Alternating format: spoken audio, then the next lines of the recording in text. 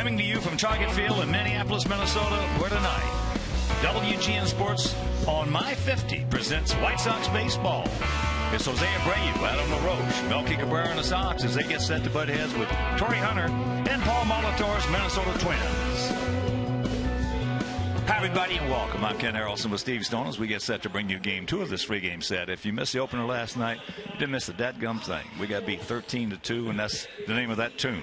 But, you know, in our rotation, we got 4 left-handers, we got 1 right-hander, and he's out there tonight. Jeff Samardzija goes to the mound. It hasn't been the kind of year he'd like. He's 4-4. His ERA is way up there. However, against Minnesota, he's been awfully good. He's 1-0, the ERA 3.60 in his previous 2 starts against him. He struck out a man an inning. He's got that splitter going these days, and hopefully the slider will be back to stay. If that's the case, the big guy can do it. He'll be thrown to Gio Soto, who last night decided that right field was a good place to hit the ball.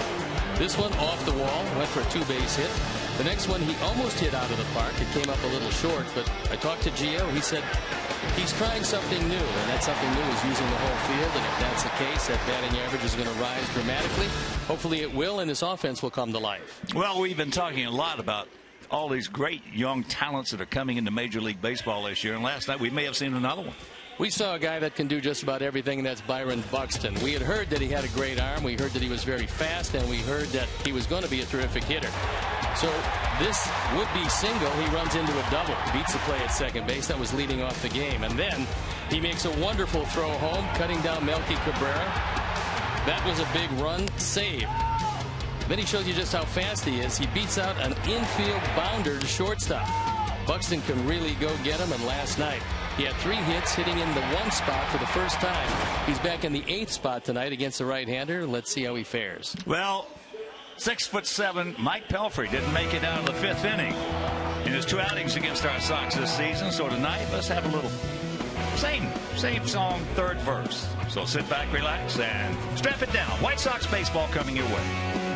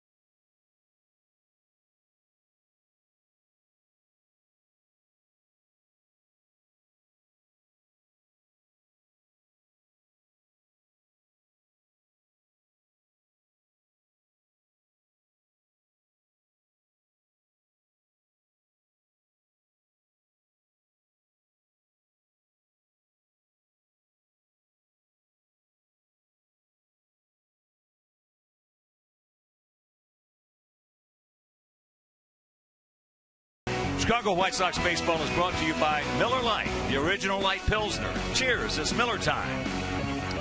Honda Dream Garage Sales Event, now at your Honda dealer. Subway, make a smart plate with savory subs this season. Score more flavor at Subway restaurants. Subway, eat fresh. Ford, America's best-selling brand, inviting you to go further in our fuel-efficient vehicles. Check out our entire lineup at your Ford store or at localfordstores.com. And by your Chicago and Northwest Indiana Hyundai dealers, who invite you to test drive our award-winning lineup today. Visit buyhyundai.com.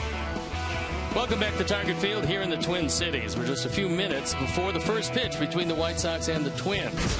Last night, Carson Fulmer, the White Sox #1 draft pick in this year's draft, pitched 7 2/3 innings of shutout baseball versus Virginia in the College World Series Finals, as Vanderbilt took Game 1 5-1, leaving them looking for their second straight national championship. Fulmer struck out 8 batters, won his 14th of 16 decisions to equal a single-season school record. He lowered his ERA to 1.83, raised his junior season strikeout total to 167. Vandy can win the College World Series tonight in the best-of-3 series. Stay with us, because Hawk and I will have the call of tonight's game right after this break.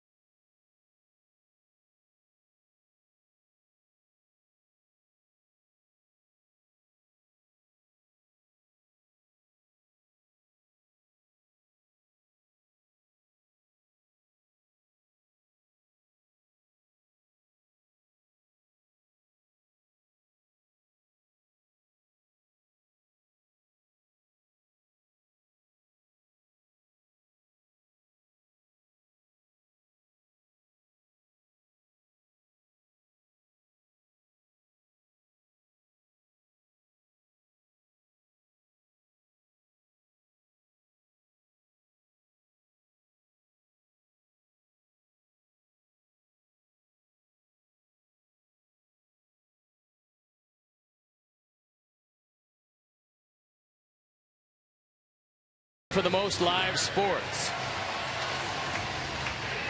here at Target Field, it has been abysmal for our Sox. Head-to-head, they've lost the 5 of the 5 they played. The batting average of Minnesota is outstanding at .357. The runs, well, they're ridiculous, 44-10. Home runs, Minnesota hitting the ball out of the ballpark. The Sox are not. And errors, well, the Sox have 9 and Minnesota has 5. And this is not a great Minnesota defensive team, but the Sox have been a little worse.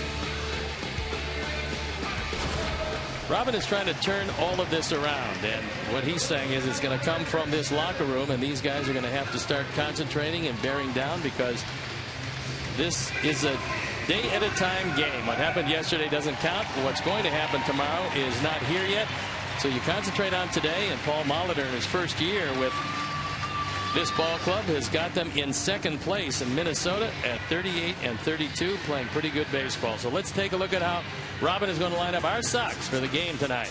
Adam Eaton is going to lead it off. Avisail Garcia is in right field. Jose Abreu, the designated hitter, with Adam LaRoche, who's just pelted-free. That's Melky Cabrera, Alexi Ramirez, Connor Gillespie, Giovanni Soto, and Carlos Sanchez rounding it out.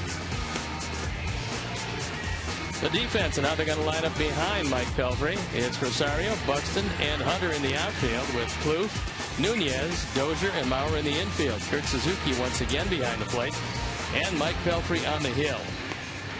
There you look at some pretty good numbers. His ERA is under 3. This is his 14th start. Doesn't strike out a whole lot of people, doesn't walk a lot of people, but since he's added that splitter, he's been very effective. That being said, against our Sox lifetime, he has not been very good. He's 0-3 with an ERA up in the neighborhood of 7. So let's see if that continues.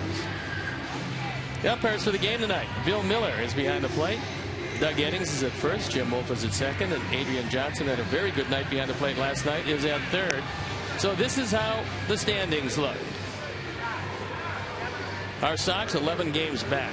The Royals in first place by 3.5 over these Twins, 5.5 over the Tigers, and 9 over the Cleveland Indians. So this being the second of a 9-game road trip, and exactly the time for the Sox to turn it around and make this road trip one that gets back in contention. So they throw the ball around the infield. Mike Pelfrey is ready to go, and we're ready to go. So I'll turn it over to my play-by-play partner, Ken Harrelson. All right, Steve, thank you. And once again, good evening, everyone, and welcome to White Sox baseball. And before we show you our picks to click, you at home select yours. First pitch of the game is lined hard to left field for a base hit.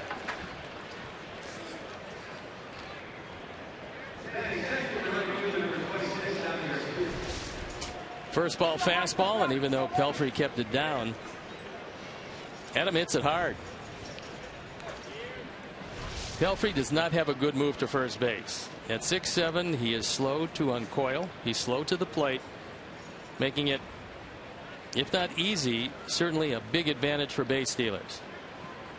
Here's Avi hitting at 272. He was 2 for 3 last night. And Avi's had good luck against Pelfrey. He's faced him 11 times and has 6 hits.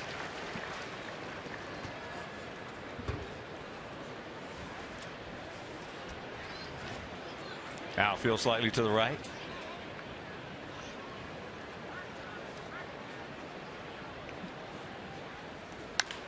And there's a shot. And it's going to be caught. Boy, he stayed right with it. It hung up for him. And Torrey Hunter, yet another outstanding catch against our club. There's been 2 hitters and 2 rockets. He hits a daylight out of this, and Torrey Hunter getting a good angle on it. Got a good break on the ball. He broke straight in. You know, this was one of the great center fielders in our game, and now he's adjusted to the right field area quite nicely. That saved Pelfrey, at least for the moment, some problems.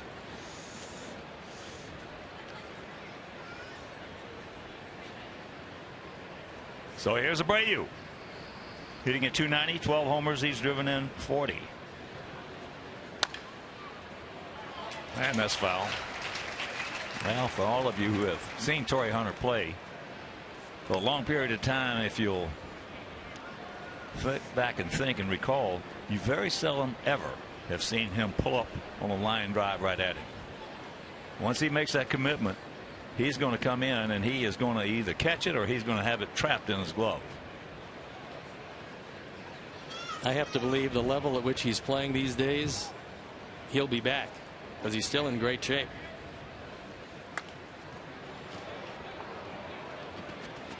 So that's fouled back. Eddie Guardado, who's the bullpen coach of this Twin team and a former major league closer. In fact, they called him Everyday Eddie because he never failed to take the baseball, and Eddie helped Pelfrey with his splitter. That's really made the big difference. It's taken him from a guy who was just hanging around to a guy now who has an ERA under 3. The 0-2 pitch. And there's a base hit. So now that play by Hunter really looking big as that ball is not cut off into third base. So 1 out, runners at the corners. And right now let's check out our picks to click tonight. The manager, our director, and the crew, well, they went with Adam Eaton. Steve's going with Adam LaRoche, J.J. Shearer, and Jessica. And all the great folks at Ditka's. We're going to go with Giovanni Soto.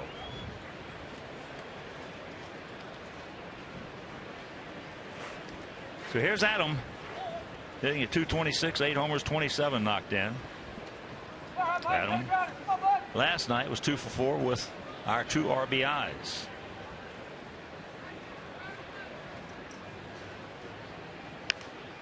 Good hack. And lifetime against Pelfrey. He's faced him 16 times. This is reasons Stoney took him. He's faced him 16 times. He has 11 hits. You know, I really stopped looking at stats quite some time ago. I'll tell you, you can go to hell for lying like you can for stealing. I mean, yeah, I would say that's pretty good. Had I known that, it would have been better to pick them for the week.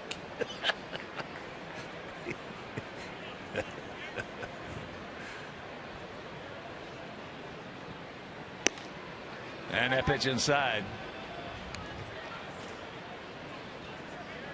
Outfield playing at him straight up. And here at the ballpark, it's 339 down the left field line, 328 down the right field line, 365 in right center, 377 in left center. And you got 403 and also 411 out there in center field.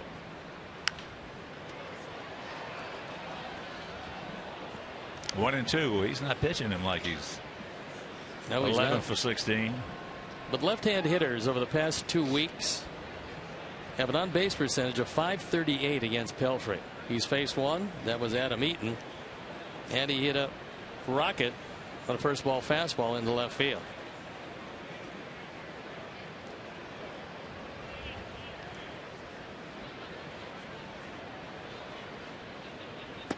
That's high.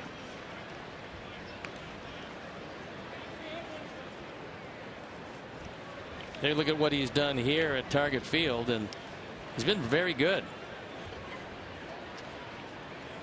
When you've got a troubled team, when you've got a team that has your number, we saw last night this Minnesota team with Johnny Danks, although it was aided by some poor defense, but this team has always hit John.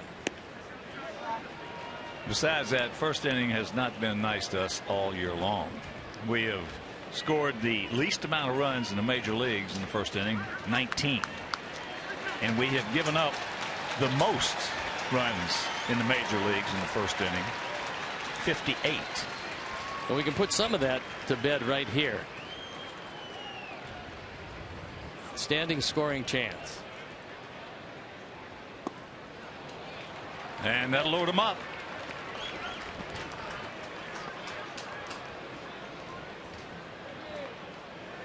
And that'll bring up Melky. Melky has faced Pelfrey 21 times, has 5 hits.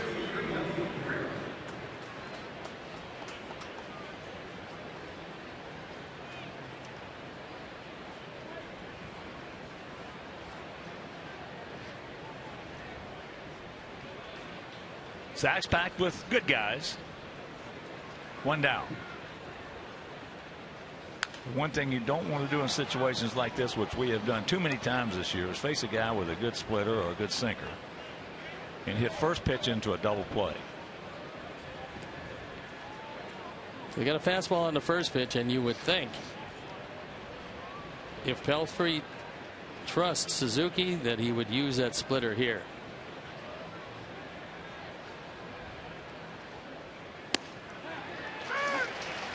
Going to the count. Pinpointed that fastball over the outside corner. Suzuki wanted it away. Pelfrey got it there.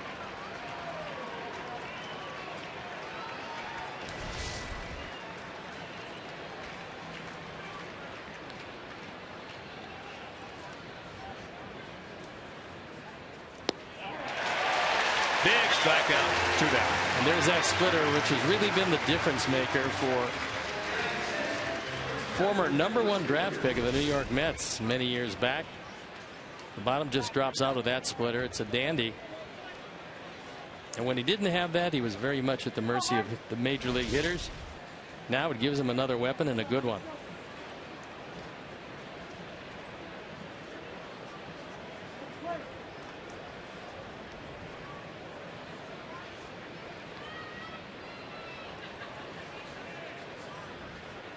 Here's Alexei.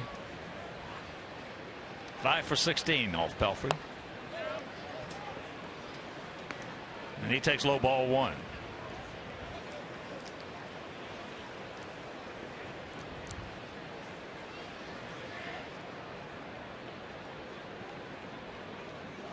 Beautiful day here in Minneapolis. Beautiful evening here in Minneapolis. And that's yank foul.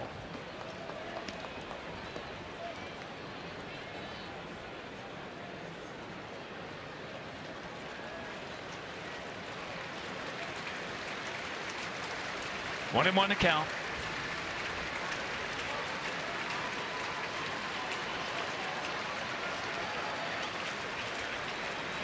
Pelfrey chosen 9th overall in the first round back in 2005 by the New York Mets. Big pitch right here. And it goes Alexei's way. So now he has command of the count of 2-1.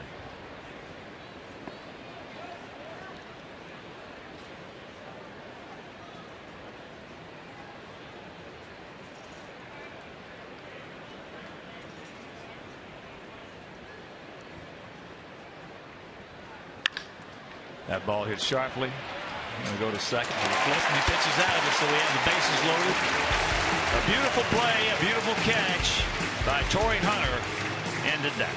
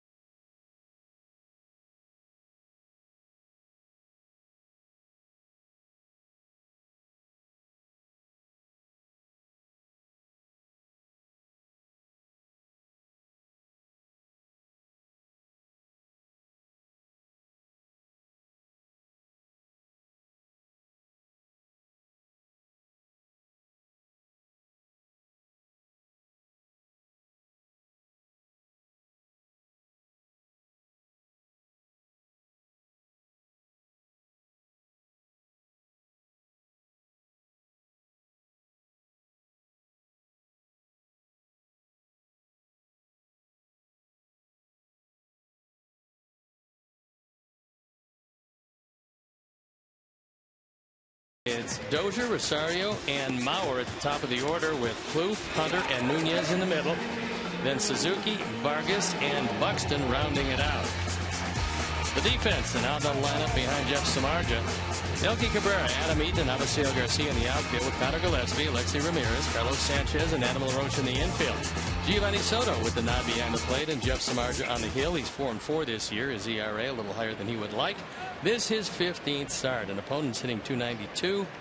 He'd like to get away from those first inning woes. Not only have they plagued the ball club, but Jeff has had his share of problems in the first. Here's Brian Dozier, second baseman.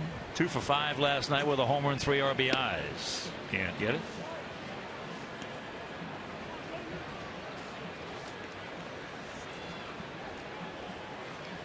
Dozier, 14 homers, 35 knocked in on the season.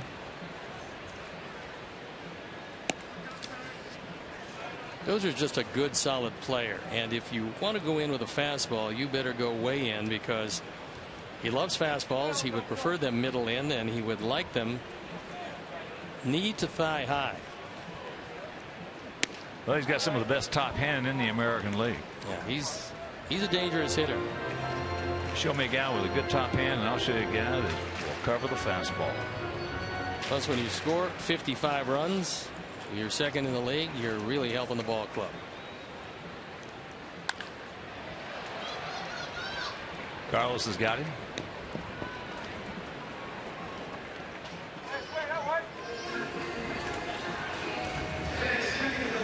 And here's Rosario, ready. 1 for 4 last night. And he's just 23 years old. Comes in at .281, 3 homers and 15 driven in. First pitch he saw in the major leagues, he hit a home run to left center field in this ballpark, which is a good trick for a left-hand hitter. A little adrenaline in that first pitch he saw. Pretty good player. Got a nice arm. Certainly a plus left fielder's arm.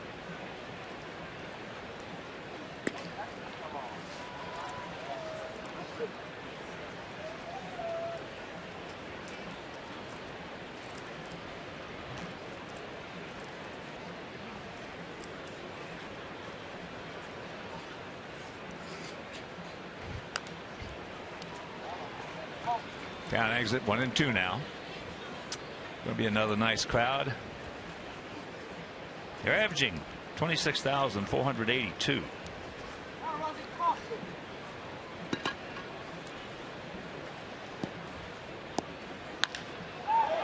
That ball hit deep into right field.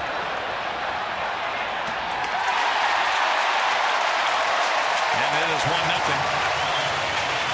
Twins. No, we told you about the pop that Rosario has. One of the reasons why they said coming up that he had the best hands to come to the major leagues through that twin system since Rod Carew. And he showed it to you there because that wasn't a bad pitch. That pitch was low and away. And he just reached out and he got it. Didn't even look like he had much in the swing, but it was enough to get it out of this ballpark. That's his 9th, his 16th driven in. Excuse me, his 4th, his 16th driven in. So here's Mauer.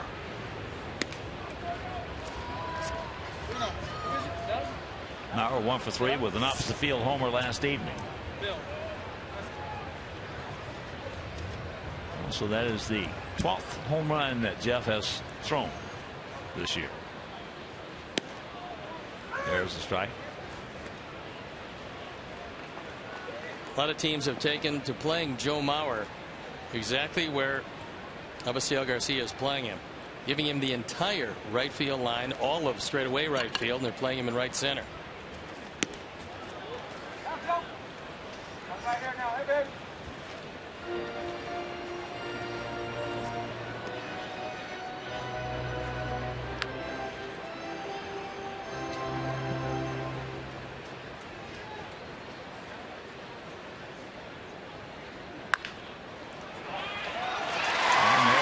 Hit. Mauer now is going to take a hard turn, think twice, and go back.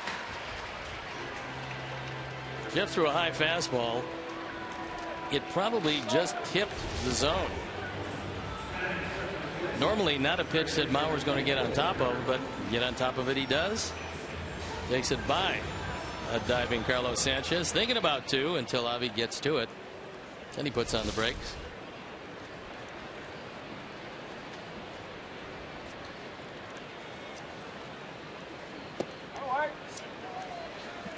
Here's the third baseman, Trevor Plouffe, hitting at .244, 9 homers, 38 driven in. He was 1 for 5 last night with a couple of runs scored. He's 3 for 10 off Jeff, but he's knocked in those 10 at bats 6 runs. He's a pretty strong guy.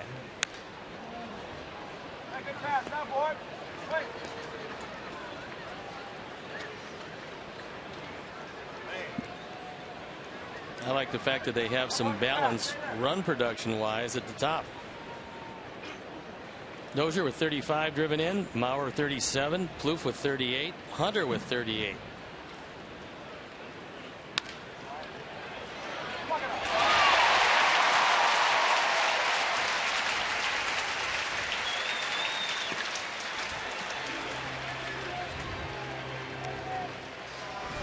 Well, unfortunately for Alexi these days, that slide just isn't working. It is a base hit, but somewhere along the line, Mauer, who doesn't have great speed, probably that didn't necessitate the slide.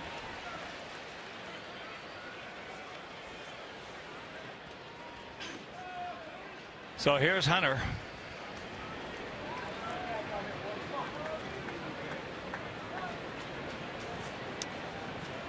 Oh, what a difference a year makes. Indeed, it does. Last year, all season long, was one of the best shows of defense we've seen by a shortstop coming out of Alexi Ramirez. Just had a magnificent year. Ever. And this year, a complete turnaround. Yeah, I never saw a shortstop have a better defensive season than he had last year. And I've seen some good ones.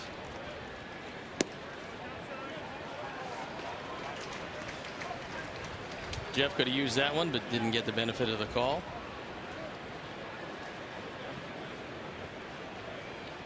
Joe McEwing talking with Robin.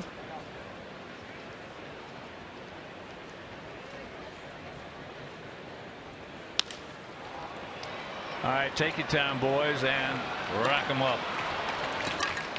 But the home run by Eddie Rosario after 1, it is 1-0 Minnesota.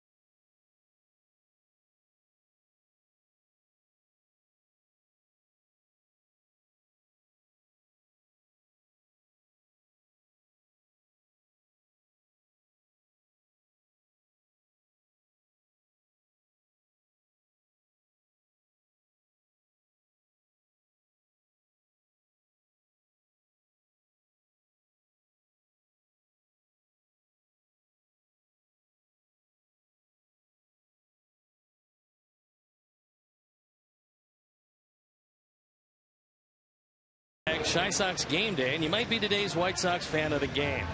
White Sox fan photo of the game is brought to you by Beggar's Pizza, now with 22 locations. Visit beggarspizza.com. Beggar's Pizza, they lay it on thick. It'll be Gillespie, Soto, and Sanchez. Lower third of our order. We had the bases loaded last inning. Couldn't do anything with it.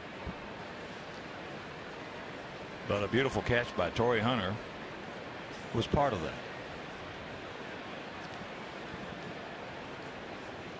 Here's Gillespie at 248. 3 homers, 15 knocked in. Takes first pitch strike.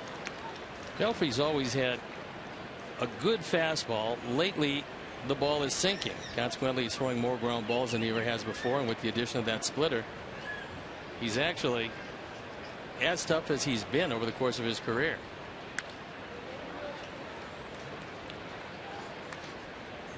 Had a couple of good years with the Mets. Back in 2010, he was 15-9 his ERA. A little bit over 3.5, and he started 33 games, so that was a good year, going up over 200 innings. He's done that twice in his career, and there are the lifetime numbers.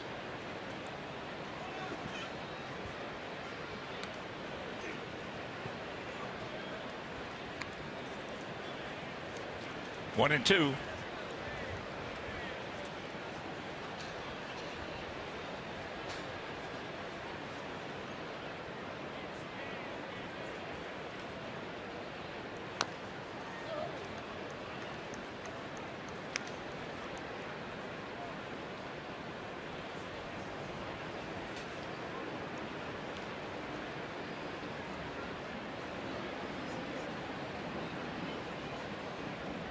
Outfield for the most part straight up. Torrey Hunter's got to contend a little bit with the sun out there in right field. Ate him up. 1 out.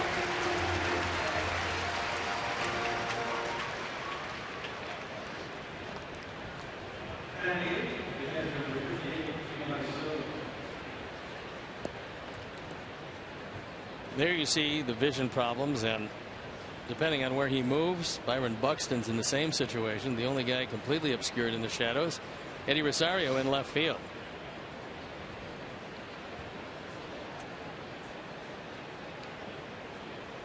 So here's Gio. 1 for 4 last night. 4 for 9 lifetime with a homer off Pelfrey. Takes that pitch at 94.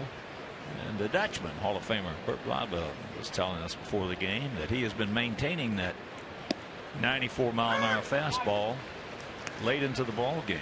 You know, he's such a big, strong guy that because he was drafted #1 at 6'7", 240, you'd figure that he wouldn't wear down all that easily.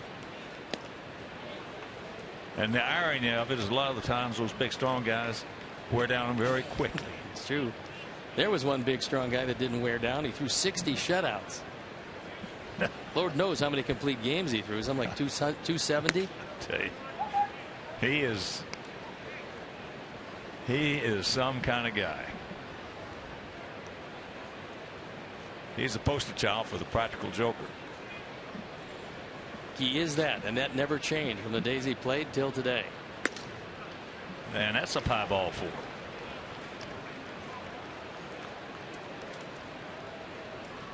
I've told this story before. I'll never forget that. Dutchman was telling me that he was talking to Johan Santana after a game that Johan had shut out somebody for 8 innings and took him out and brought in a reliever. After the game, Bert, just out of curiosity, said, "Johan, didn't you want that shutout?" Johan said, "Well, Bert, you know, it's hard to get shutouts. Did you have any?" He said, 60. It's hard to get shutout. It is hard to get shutout. Once you've gone 8, though, you might as well go for the 9. I mean, the hard part's done. First pitch strike to Sanchez. And this is a guy that you just hope can find that stroke that he found in just about every other league he was in, because defensively he's been magnificent. Well, the worst thing that can happen to a young player like this is that's the double play. No, can't get him. That bottle cost him, but 2 down. The worst thing that can happen to a young hitter, he's a good player and he's going to be a good hitter. But when you're coming in with the club, the expectations that we had coming out of spring training, then he didn't break with the club. All of a sudden now he gets called up. The club is not hitting, and it has not hit since he's been here. It just makes it tougher on him because everything is contagious. Well, that's the biggest factor. If everybody was hitting, you wouldn't even notice what he's hitting. But you look up and down this lineup, you just have to shake your head. And there's another base hit by Adam. Almost a blueprint, only not hit as hard.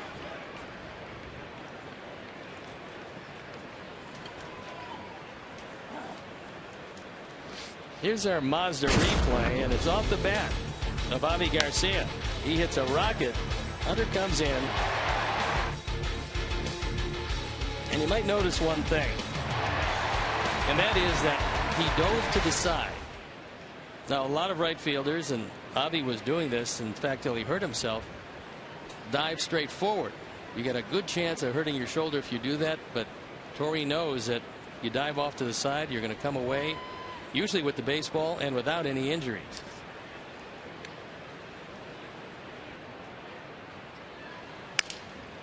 That's it softly left side. Plouffe has become a good defensive player, a good third baseman. Now retire the side, and it's still 1-0 Minnesota.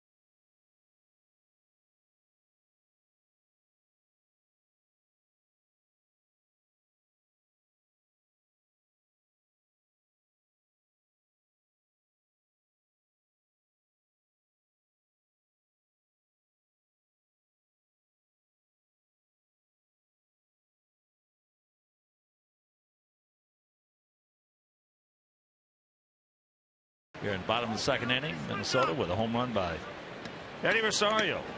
They lead it 1-0. Nunez hitting at 304. A couple of homers. He's driven in 9. He was 2 for 4 last night with a homer and 2 RBIs. There's the strike. Eduardo, a lifetime .264 hitter. You didn't hear a whole lot about him. He did play with the Yankees, and he had some spells where he hit the ball pretty well. All right, pop up.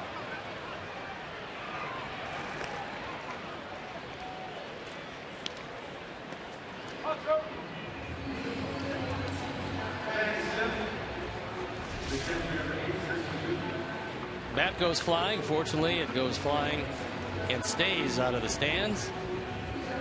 And Nunez can't locate the ball or the bat. Finally sees the ball and realizes it's not going too far.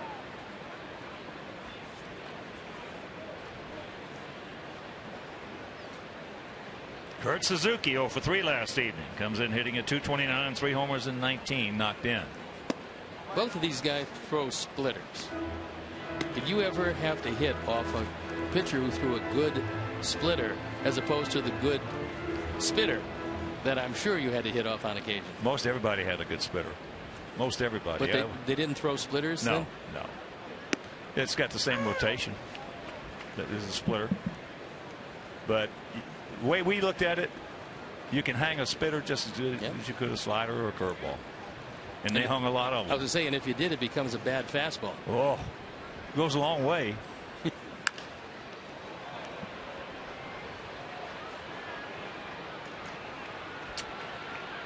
Lexi way out there in short center field makes the catch, route number 2. That'll bring up Kenneth Vargas, who was 4 for 4 with a homer and 4 RBIs last night. Well, we talked about his strong side and his weak side. His strong side is the right side, where he got 3 of his hits. Then coming up on a side where he's hitting 170, he still hit the daylights out of one. So it was just Kenneth's night last night. Yeah, he got some mistakes, and as you mentioned, did not miss them.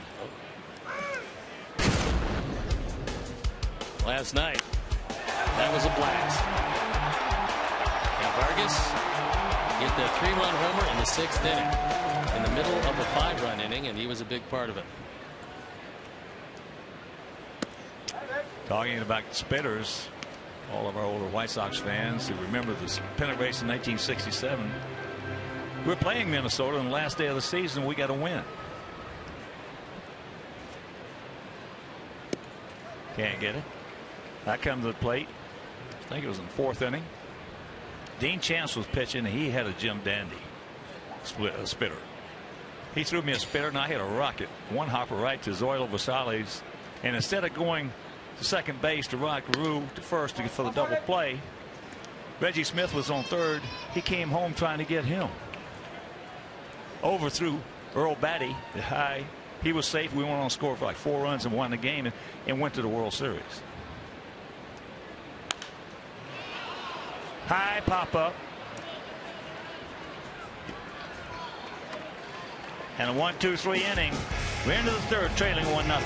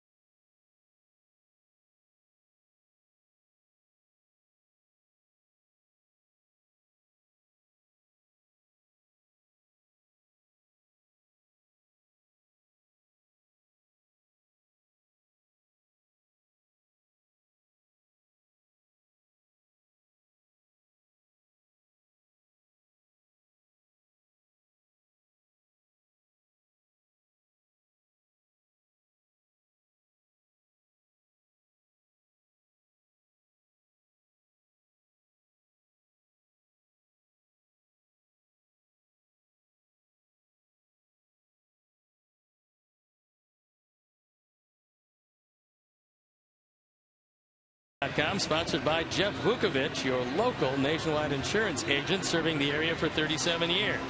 To join the nation, visit jeffvuk.com because Nationwide is on your side. Jose Abreu, who singles sharply in the hole between first and second. We'll lead it off. We trail it 1-0. And there's first pitch strike. But we have stranded 5 through the first 2 innings. We left the bases loaded in the first. We had those loaded with 1 out. Couldn't do anything. Then we left 2 last inning.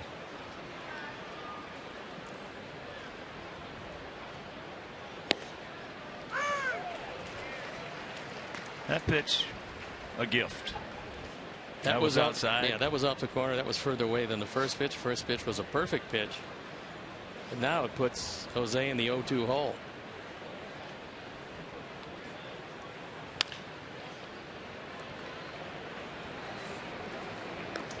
One out.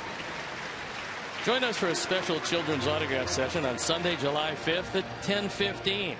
The first 1,000 children's tickets purchased through this exclusive ticket offer are invited to an even more exclusive pregame children's autograph session. Visit whitesox.com/autographs for tickets and more information. Here's Adam. He walked back in the first. And that loaded him up.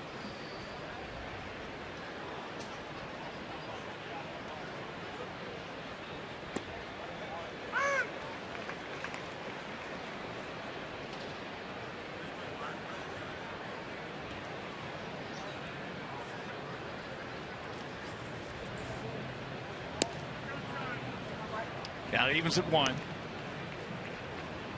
Trevor Plouffe has made a couple of good plays tonight as you look at the shift. Plouffe with just 5 errors this year, and Ron Gardner really worked hard making him a third baseman because he had some problems and they had problems figuring out where exactly they were going to play him. Well, he eventually came out early all the time, and when Gardner was a manager, which he was for a long time, he worked very hard with Plouffe, and now you see the fruits of both of their labors because he's become a good third baseman. He's become one of the better third basemen in the league. And as they will tell you, you don't have to be fast to play third, but you have to have a very quick first step. And he's pretty quick to either side as he now moves with 2 strikes into straightaway shortstop.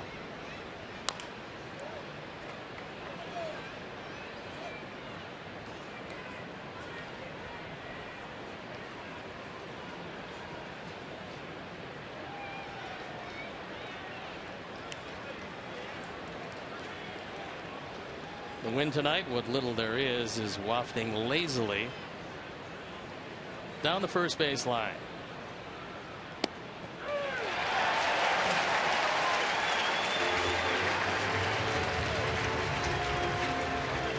This is just about as perfect a pitch as you could ask.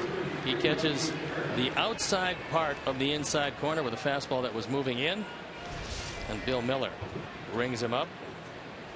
That's perfect pitcher's pitch. Here's Melky. He struck out on a good splitter.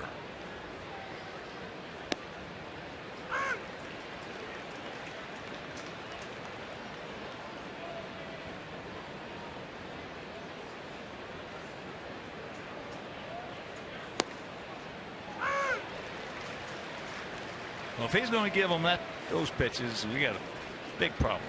He's giving him the bottom part of the zone, certainly, and he's giving him maybe an inch off the corner consistently, but he's staying there with everything.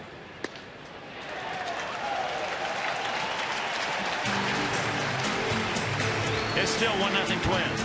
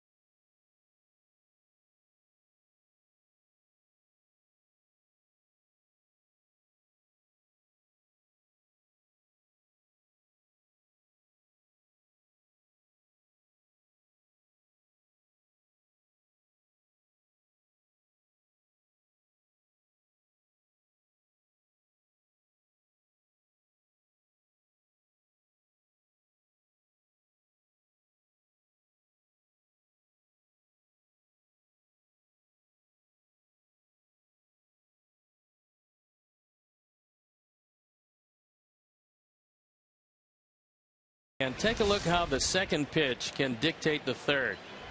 If this one is not called and it's just barely off the plate, then he never goes after the third pitch because it's in the same spot and he doesn't want to get rung up. So he swings at a pitch a good 3 inches off the corner. It's okay if he does that, as long as he gives them to our team. Well, it helps if you stay around there. You're going to get closer pitches because the umpire's line of sight, it's always a strike.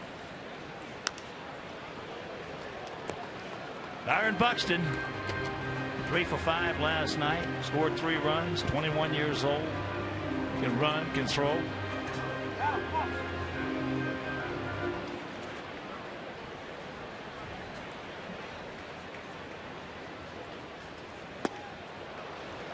He gone.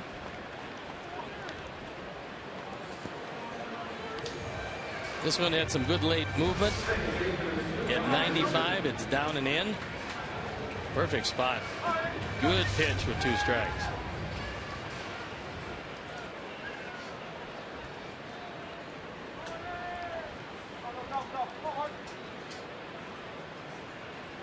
Ryan Dozier hit the ball sharply right at Carlos Sanchez. Takes first pitch strike. It's an old saying, I don't care what the rules are, just let me know what the rules are. If they're the same, you got no problem. That's They'll stay exactly that way right. in the first and the ninth. That's exactly right. Play it any way you want to play it, as long as we both know what they are. So far, I really like to see what Jeff has been doing, and that's taking a little something off that breaking ball. In his case, it's a slider, and he uses it on the first pitch to get ahead, because that type of speed variance is going to hold him in good stead as he moves through this lineup. Games he was getting hurt, he wasn't getting anything off speed in the zone, but then he had to come to him with something about the same speed, either a cutter or a fastball.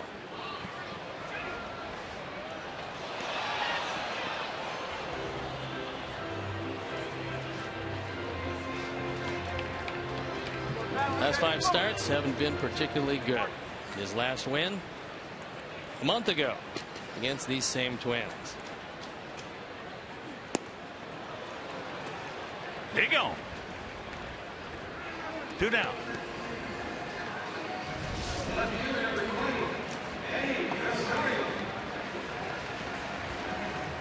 That one, a dandy, pulled the string, changed his eye level also. He was high, high, high, and then kept it down and got him. So here's Rosario.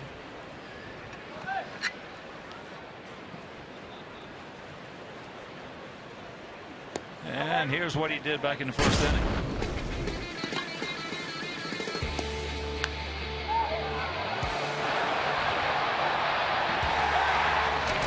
First row over the scoreboard. It was long enough, however.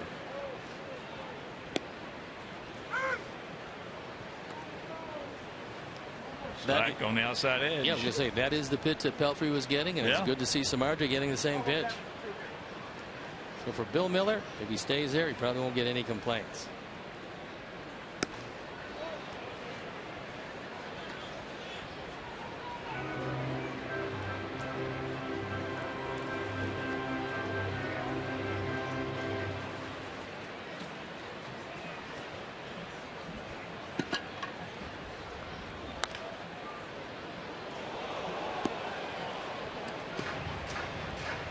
Boy, he can really rotate those hands. That is very, very reminiscent of Rod Carew. Rod Carew was a great hitter. For the most part, he was a great bunter. And also, if he wanted to in a home run hitting contest, he could hit 450. He just got a piece of it. I would think the ability to use your hands like Carew could, and this guy looks like he has the ability to, is a God-given attribute. I don't think you can teach that, can you? It's tough. Yeah. No, you can't teach that. It's either there or it's not. And it's not there with too many guys. No, I tell you, Carlos Delgado could do that. First baseman for the Blue Jays for a long time. Here's a look at Rodney's number 29.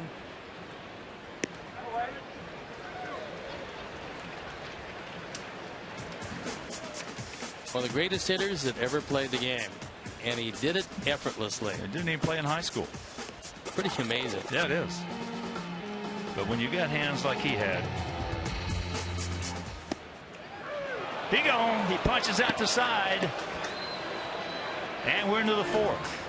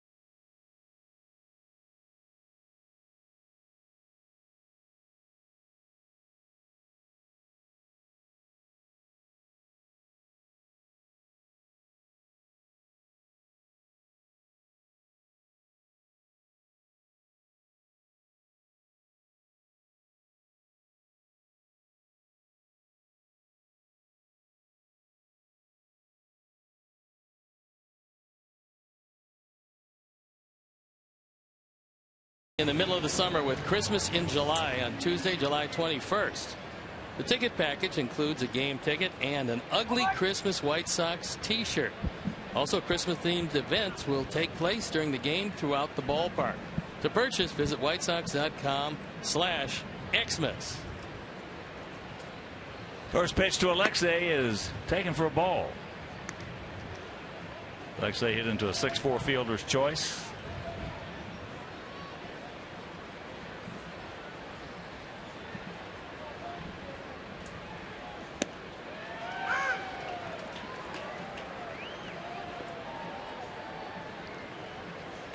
If you're just tuning in, a run on 3 hits, no errors for them. No runs, 3 hits, no errors for us. We have left 5 on the base paths. They have left 1. Home run by Eddie Rosario.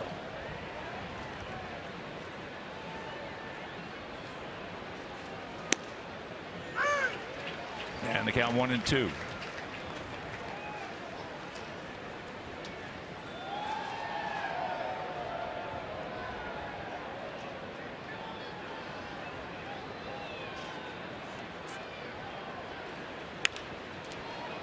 That's a souvenir.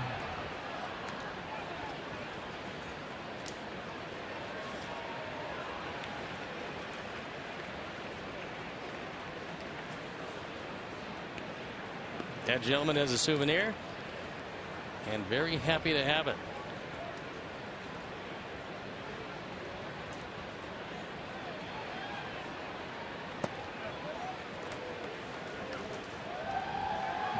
It's a little too low.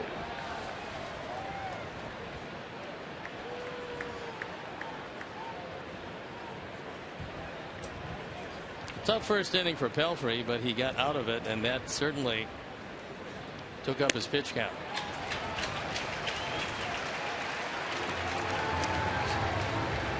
Sox fans, show your team pride with White Sox checking and an official White Sox debit card only available at your local Wintrust Community Bank. Go to wintrust.com/White Sox to learn more. Wintrust Bank, a member FDIC. So that's 4 strikeouts now, 3 in a row for Pelfrey. And here is Gillespie, who grounded out softly. Mauer to the pitcher.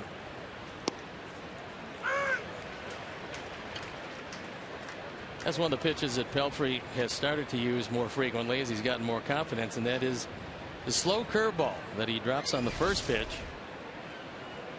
This one perhaps just off the plate, but a pretty good idea because nobody wants to swing at that.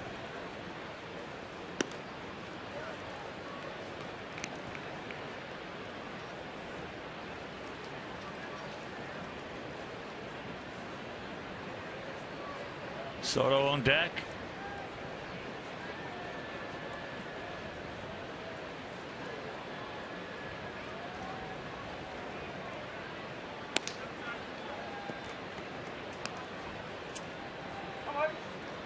Two and one to count.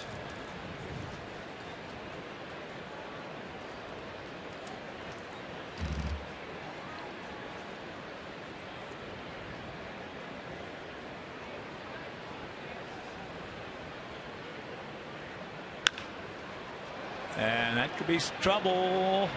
Yes. Softly hit. Fair ball. The double. This is 10th two-bagger.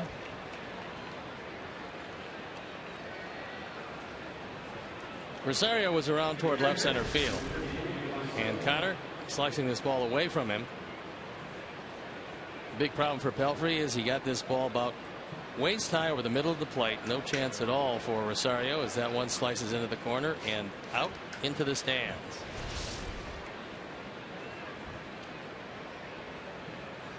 Soto walked his first trip.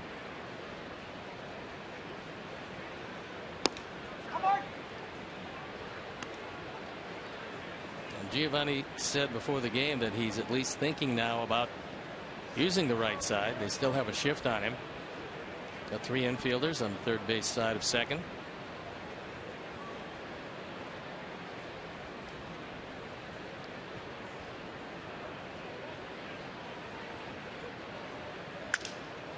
And there's a base hit.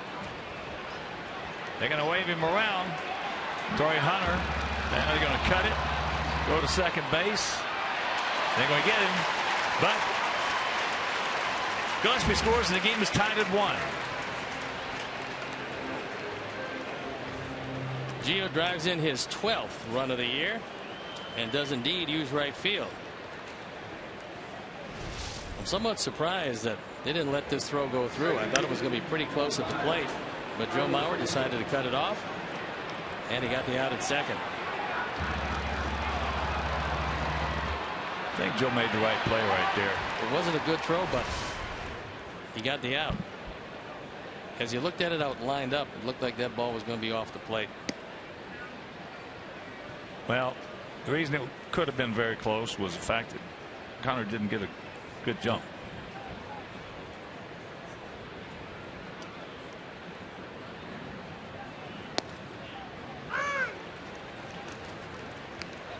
One and one to count.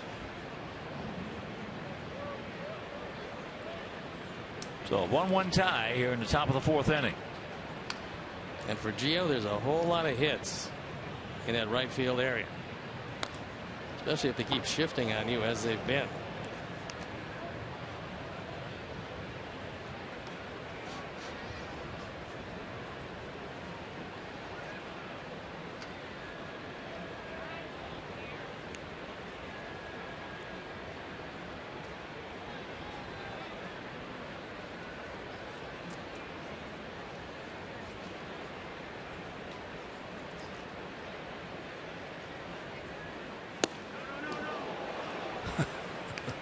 That one just missed him. It looked like he wasn't quite sure which way to turn.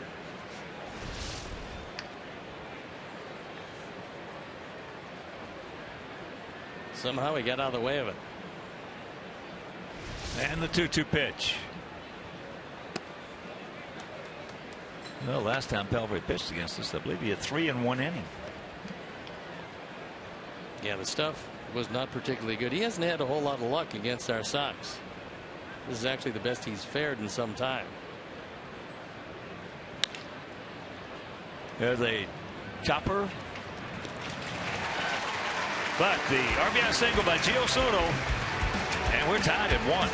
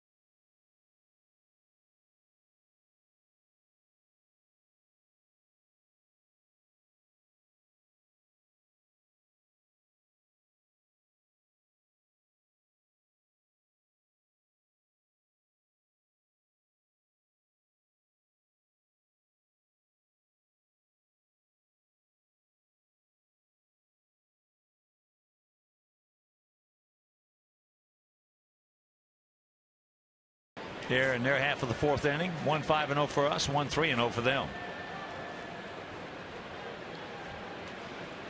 Mauer got a high fastball and hit soft single between first and second. Takes first pitch strike. Coming into the season, a .319 lifetime hitter.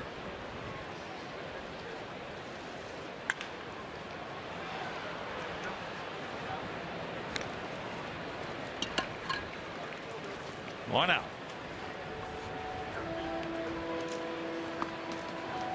Last 3 games, Jeff has pitched 7 innings or more in each of them, keeping the bullpen quiet when he goes to the mound. If he can continue that, along with Chris Sale and Jose Quintana, as dependable as he's been, that's pretty good for the pen. That's how you keep a healthy bullpen. Well, basically, that's what the starters are for today. They are for keeping the bullpen healthy. And hopefully keep you in a game long enough for the other team to make a mistake. Well, that's part of being a starting pitcher in the major leagues.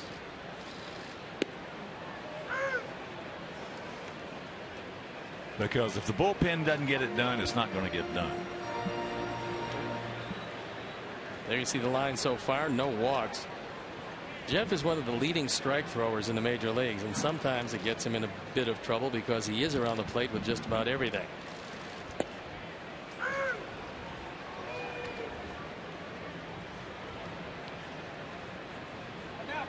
1-2 the count to Plouffe.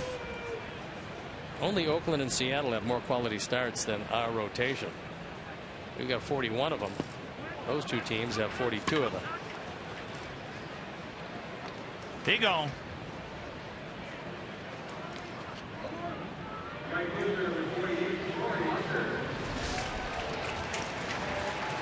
He sets him up, and then the splitter knocks him down. So here's Torrey. Torrey into a 6-4-3 double play in the first inning.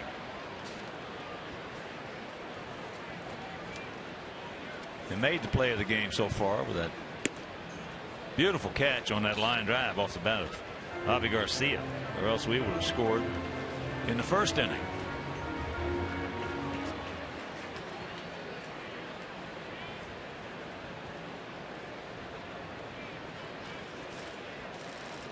Watch out.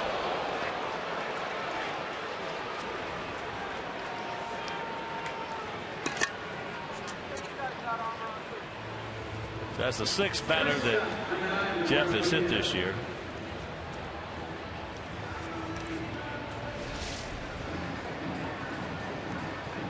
He was trying to go inside. You saw Gio setting up in there for the fastball. And Hunter is hit for only the 2nd time this year.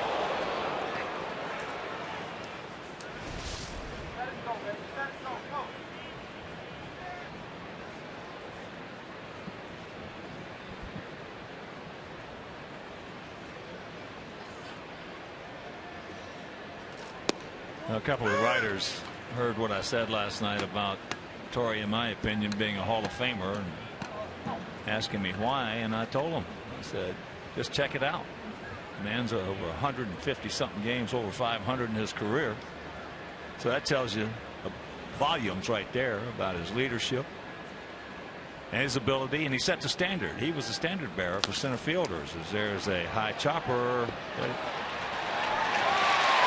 Well, that one you just have to let go, and the reason you got to let it go is if you do, maybe it spins foul, but there's no chance if you catch it to get him at first base. Especially after you hesitated. Yeah. So you know that Hunter can't get to third base. You're standing right by the baseball, and he has no intention of doing that. So if he just lets it go, odds are maybe it stays on the grass, but this way it's for sure a base hit. And that'll bring up Suzuki, who popped up to short. So 2 out, 2 on. But for his time frame, Torrey set the standard for center fielders.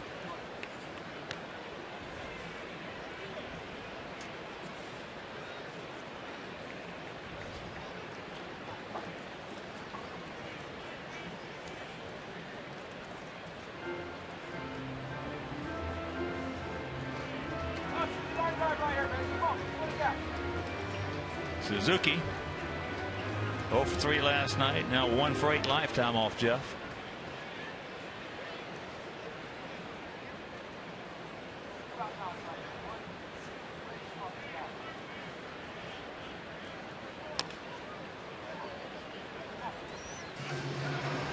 The run expectancy with first and second and 2 outs.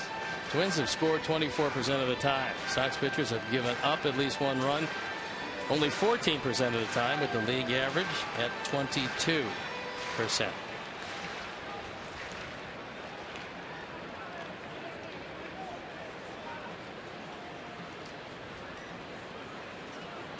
These are spots that Suzuki has really hurt us in the past.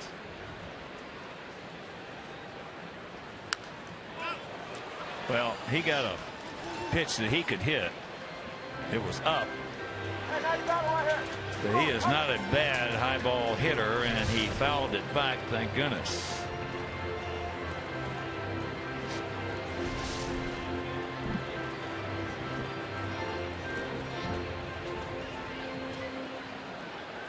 He is a .309 career average against us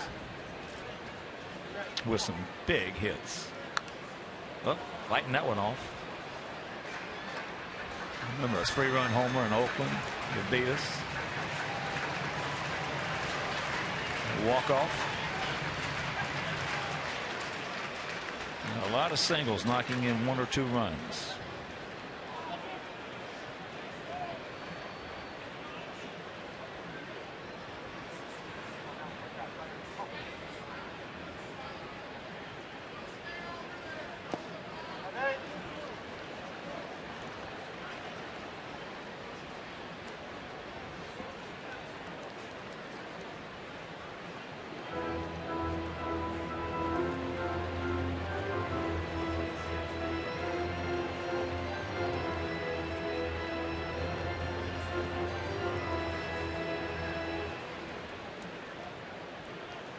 Bobby fairly short out there in right field.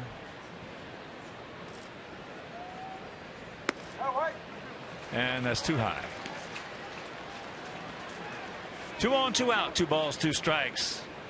You're in the bottom of the 4th inning in a 1-1 tie if you're just joining us. Well, there you can see what he's doing. He's thinking about throwing it by him face high, because if he does make some contact, he's going to pop it straight up.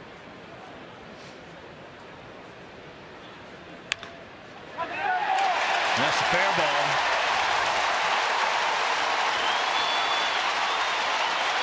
Yeah, they're going to wave him home. Good throw's going to get him. They got him. But meanwhile, Kurt Suzuki once again. They scored a pair. And wait a minute, they're going to. No, he can't. The play was right in front of him.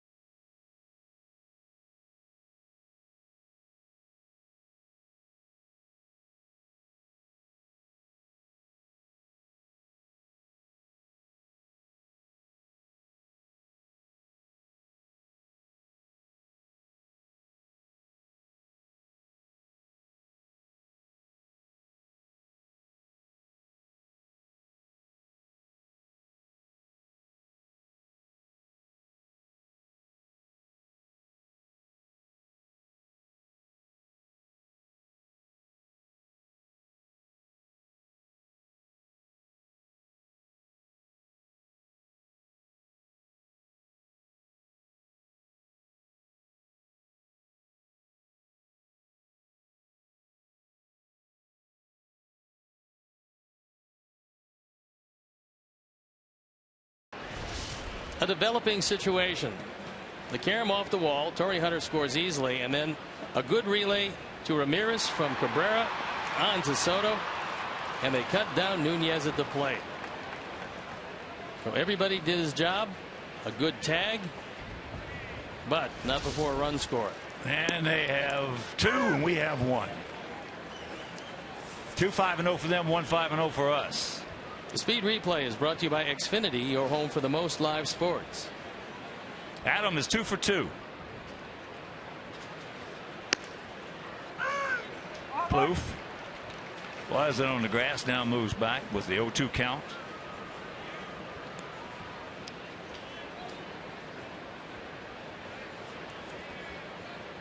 So 2 out, nobody on. Torrey Hunter gets hit, a little infield single, and then the double by Suzuki. It's amazing.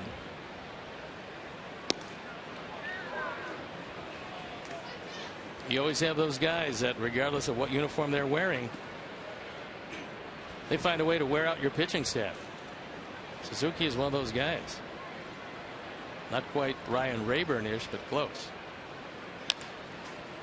Softly hit. And 1 out. Well, Suzuki's had 221 at-bats against us. And in those 221 at-bats, he has 42 RBIs.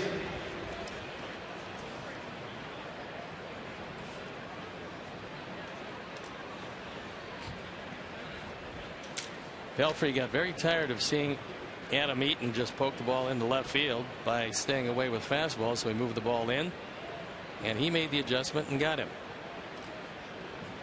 Here's Avi, robbed of a base hit on a beautiful catch by Torrey Hunter. And he also was grounded to third.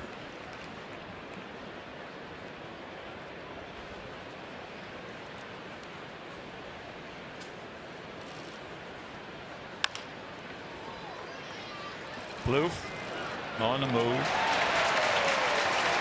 Nice play.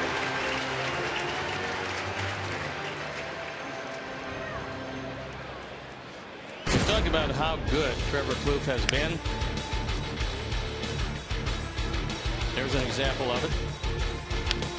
There's another example of it. He's very aggressive at third base, and the last play, probably the best of the bunch because of the speed of Garcia. He has to come in.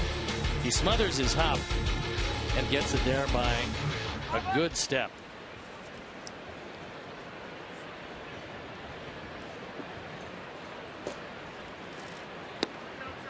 Abreu, 1 for 2.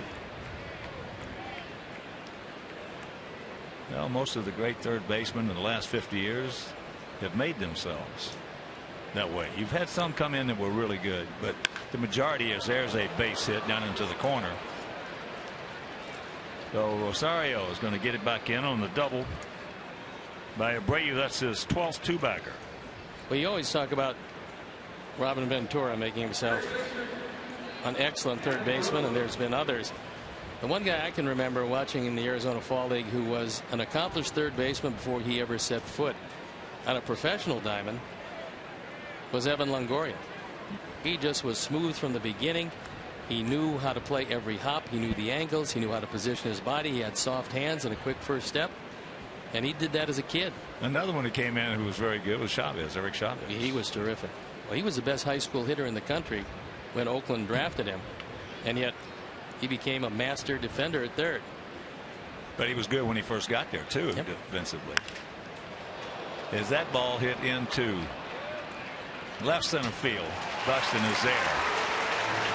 So we get a 2-out double, and we're halfway home trailing 2-1.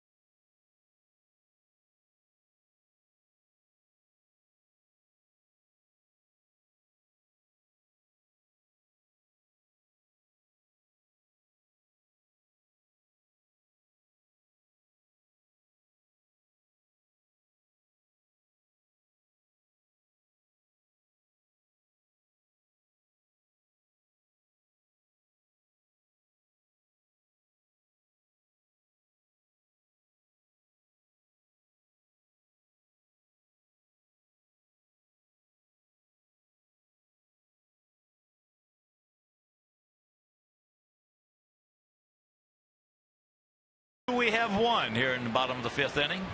It'll be Vargas, Buxton, then back to the top of the order, Brian Dozier. Vargas popped up, high pop up to Sanchez. Takes ball 1.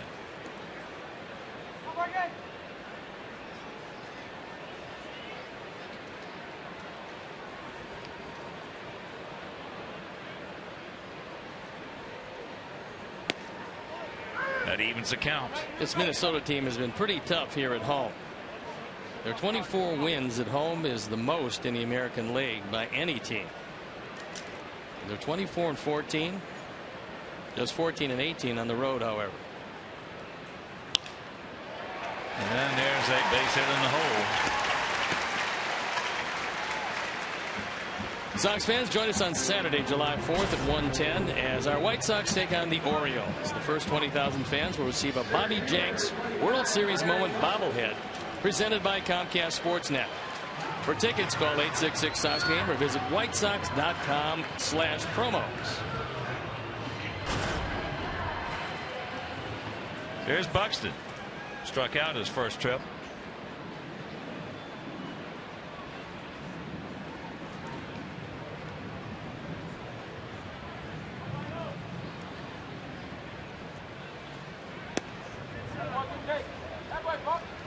Takes ball 1. When I talked to their hitting coach Tom Brunansky, he felt that eventually Buxton would become maybe a 15 home run guy, but also he would become a doubles and triples machine. You can hit 15 and he'll be at the top, not the bottom of the order. You're going to be of great value if you can play center field like this young man can do it. Well, 2013 he stole 55 bases.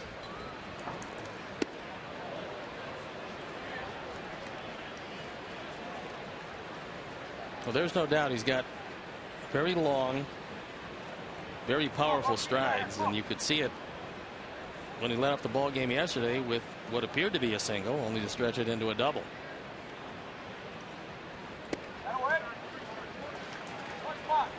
Three and 1 to count.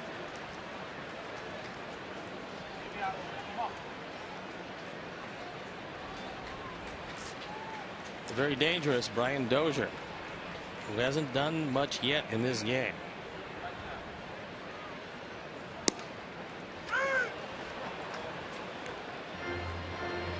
And a full count for the 21-year-old.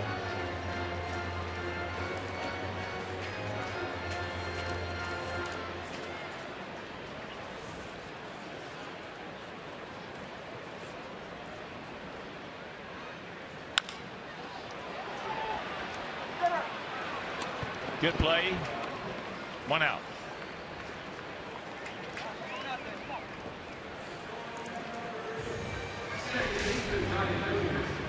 Connor had to charge this chopper, and he could have thought about second base, but if you don't get him, you open the door to a big inning. So he took the speed burner off base.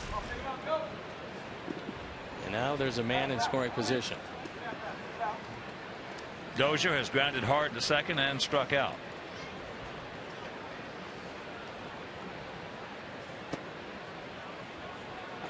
A little bit low. Hits are even at 6 apiece, but they've scored a pair.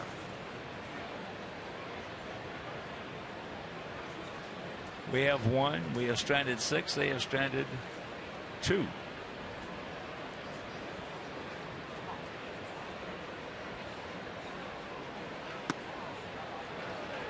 Two and 0.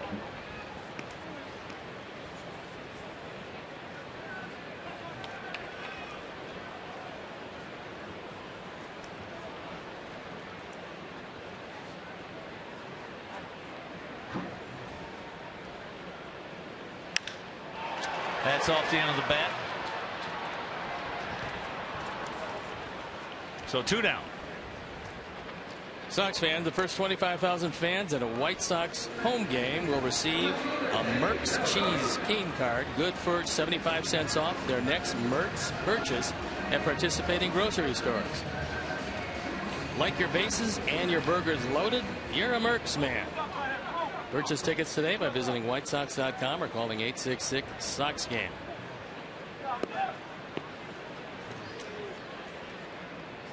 So here is Rosario. Eddie has homered and he has struck out.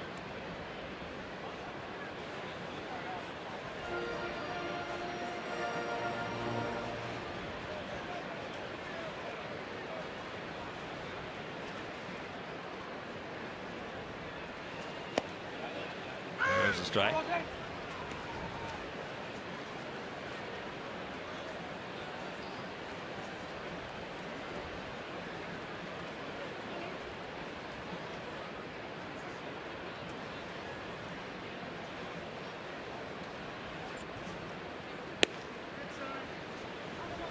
Yeah, it's a little too far inside.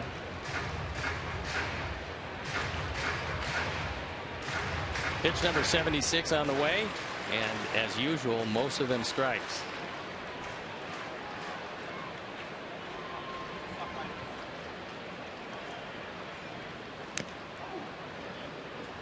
Detroit leading Cleveland 7-1.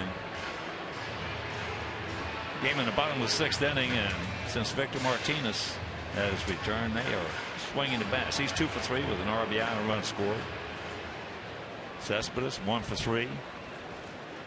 Couple RBIs. Castellanos, couple RBIs. Everything's contagious.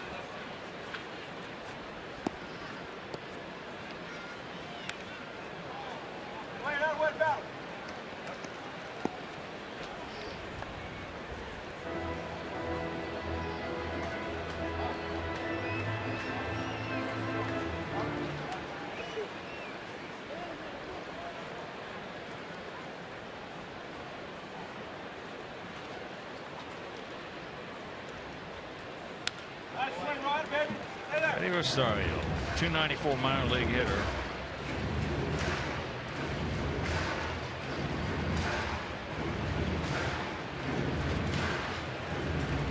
And a pretty good battling at bat right here as Jeff is peppering the strike zone, and he's fouling him off. He's one of those guys, the more you see swing the bat, the more you like him. Yes.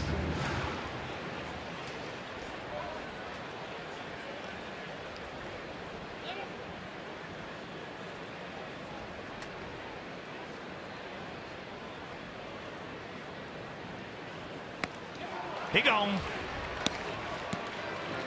And that'll do it. We're into the 6th inning. We need one to tie.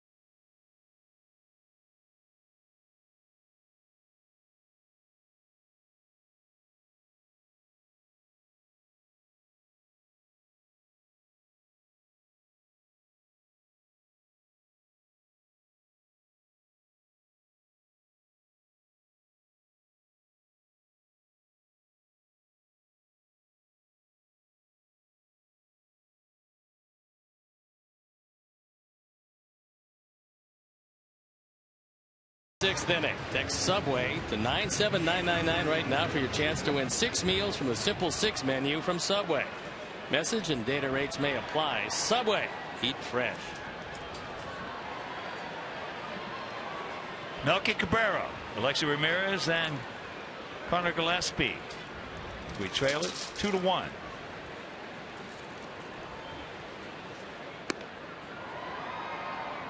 Melky 0 for 2 with a couple of strikeouts.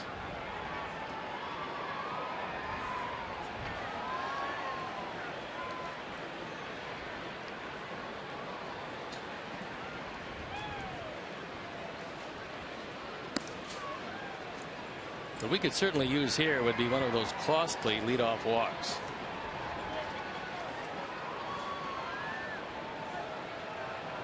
Pelfrey's only had one 1-2-3 inning, that coming in the third.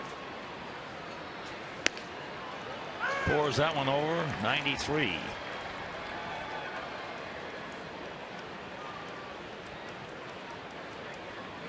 Some pretty good numbers here in the sixth inning.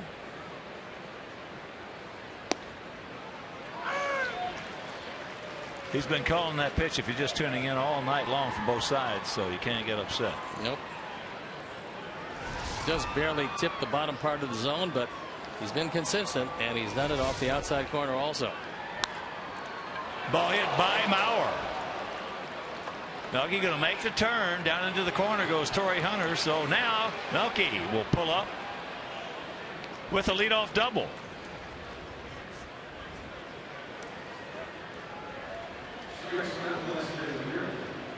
All right, boys, let's just play some baseball 101 right here. This pitch is down well off the inside corner, and Melky just opened up and took it right by Mauer at first base. And Melky had thoughts of third, but with nobody out, never a particularly good play. That's what stopped him. He all of a sudden he realized there's nobody out. Not a good play. If Alexei doesn't think he can hit the ball the right side, it would be best to bunt it at Plouffe. That was exactly what stopped Melky.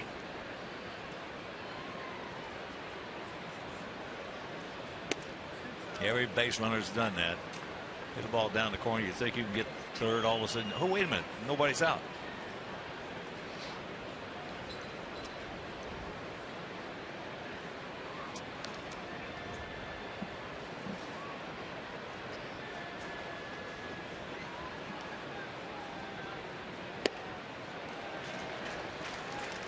No attempt there to hit the ball to the right side. Big swing. And Pelfrey is going to throw the ball inside to force Alexei, if he doesn't inside out it, to pull the ball. Well, here's adjustment time right here. You back off the plate where he can't throw you inside. That's not a good bat at all. I mean, you know, you stand in the same place in the box. If you back off now, you can create your own strike zone. You can go the other way. It's a lot easier to hit the ball to the right side. Meanwhile, there's one out and he's still at second. And now it takes a base hit instead of a fly ball. And also, Connor Gillespie doesn't get to hit with the infield in at all four positions. Not the best at bat of the night.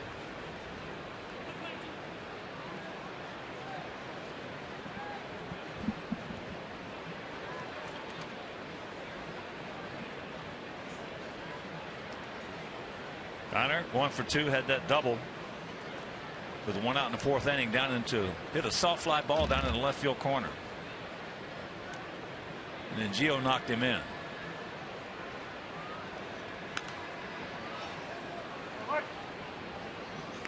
In this situation, with a runner at second base and only one out, the Sox have played at least one run a third of the time.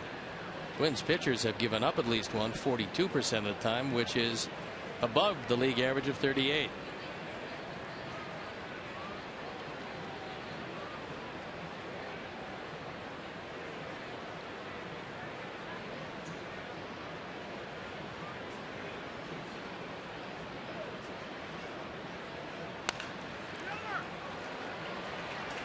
Two down. Hey, Sox fans, all season long, you score with Papa John's Pizza. The day after the Sox score 5 or more runs, you get 50% off your entire online order at papajohns.com. You have to use the promo code SOX5, and it's only at participating Papa John locations. Better ingredients, better pizza. Papa John's. Well, they've saved a lot on pizza this year. Huh. Unfortunately. Here we just haven't played smart baseball all year. We played dumb. You know, you hear Todd Stevenson tell him BP, and then you all spring long. Hey, man on second, nobody out, get him over. Man on second, nobody out, get him over. Man on second, nobody out, get him over. That's the one thing, and that's one of the reasons why, without having that stroke that Alexei uses to hit the ball to the right side, a bunt would have been perfect. Well, one or the other. You either got to back off the plate where you can go to the right side, or you bunt the ball. In this losing streak, how many times have we left the guy at second base? Nobody out. We've had a lot of guys at second base with nobody out, and sometimes he moves up a base. More times than not, he stays right there. Net got a piece of Suzuki right off that pad you see covering the right shoulder. The only problem with that, as protective as it looks, doesn't help you all that much. Well, you notice he's got Pelfrey in a good rhythm, and he got it right back to him and told him he's okay. Well, that's what catchers have to do. That's why they're the toughest guys on the field. Yeah, you got some that'll walk around for 30 or 40 seconds.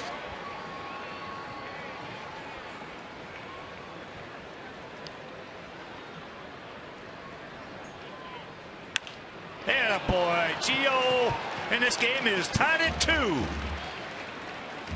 Gio 2 for 2, 2 singles, 2 RBIs. J.J. Shearer and Jessica Shearer's pick to click.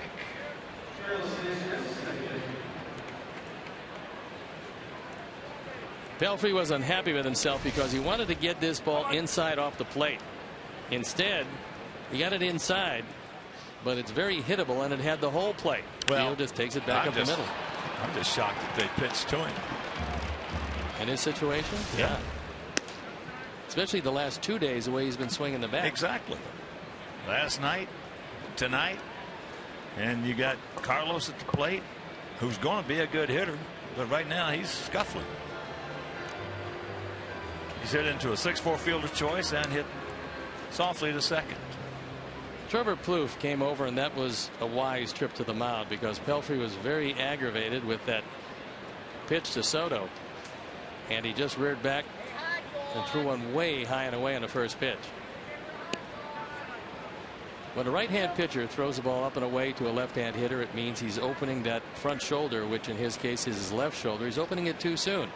The arm can't catch up, and you're going to miss away, and most of the time high and away, unless you keep that shoulder closed. Just like a hitter, you can't fly open and be successful. And as you can see, he continues to fly open because all 3 of those pitches up and away. 2-8-0 for us, 2-6-0 for them.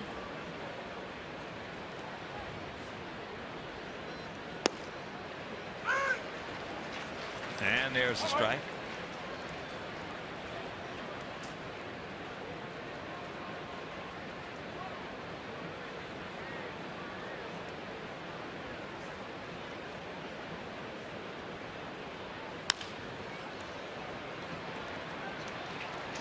But a clutch.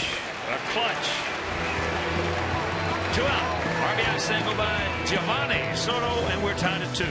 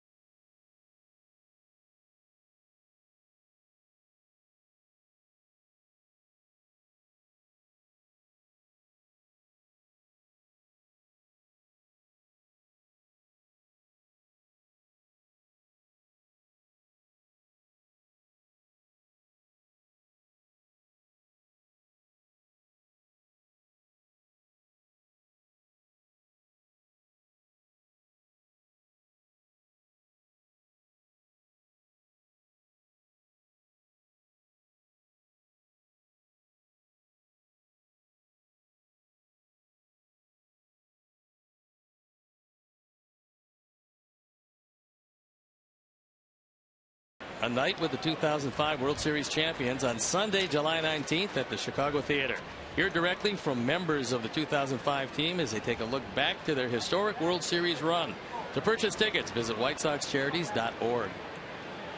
Well, historically speaking, this is a big inning for Jeff Samardzija, as Mauer takes strike one. Well, he's going right through the heart of the order, and his team has come back to give him a tie game. You're starting afresh right now. That's exactly right. It's as if nothing has happened, and you've got to go through the heart of their order. That's up high. Mauer, 1 for 2, a soft single between first and second back in the first inning. Then he grounded out to Sanchez.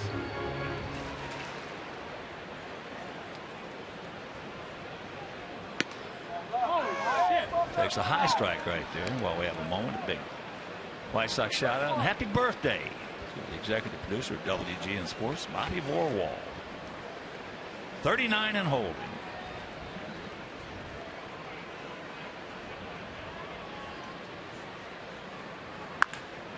There's a shot. one out. Kind of surprising that Mauer has pulled everything tonight. That's most unusual, and this time he gets one. He gets up and out of the zone, so Jeff has stayed inside, mostly up and in, all 3 at bats. Mauer has 1 for 3 to show for it, but can't remember him pulling the ball 3 times in a row against us. Trying to think. I don't either. I don't think I remember that.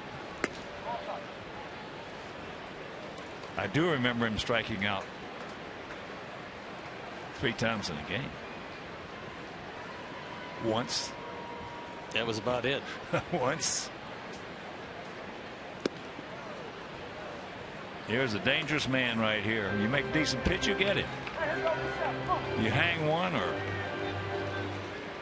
throw one when he is looking fastball, he can take you in the upper tank. That's softly hit into left field. Jeff got that ball just exactly where he wanted it, right in on the hands of Trevor Plouffe, and he couldn't do much with it. You see on the Xfinity pitch tracks where it shows up right there on the inner portion, and that was not a good part of the bat. That just drifted out the left field. Well, 95% of the time you throw strong right-handed hitters right there, and you're going to get them 95% of the time. Because if they hit it hard, it's going to be foul. But every now and then you're going to run across somebody that's going to hit it with short arms and take you out. Well, there's been some great ones that could do it. Oh yeah, that's trouble. Good job by Adam Eaton to get over there and cut it off and get that ball back in. So Torrey Hunter, he's now 1 for 2 with a run scored. The ageless wonder. Well, Torrey Hunter, as he always does, is thinking double before he stopped. Gets a first ball fastball, and he's coming out of the box with everything he's got, taking a turn, waiting to see if Adam can get it back in cleanly. Eaton does just that. So Torrey has to stay there at first base. And gone are the days when he was a prolific base stealer, but you still have to keep half an eye on him. You fall asleep on him, he'll burn you. Torrey is one of those guys that if he wants to, which I would doubt, but if he wants to, one day will make a heck of a manager. I see no reason why he wouldn't attempt it. Oh, he'll get offers. There's no question about that, in my opinion. But you play as long as he has at the level that he's played at. And then if you get with a club or managing a club that doesn't play smart baseball, I don't know if he can stand it. No, that's a little frustrating after a while. Yeah. I think Robin's hair is getting a little grayer. Oh, I told him I was going to give some shoe polish.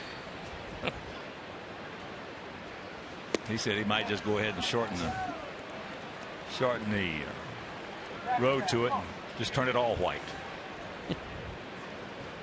Robin played at a very high level with a lot of intensity.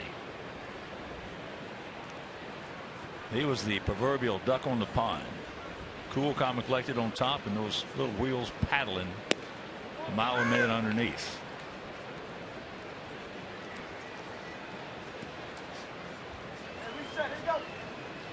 The way we've been playing is just, I know, is just eating him alive. Well, there's no doubt. Just eating him up.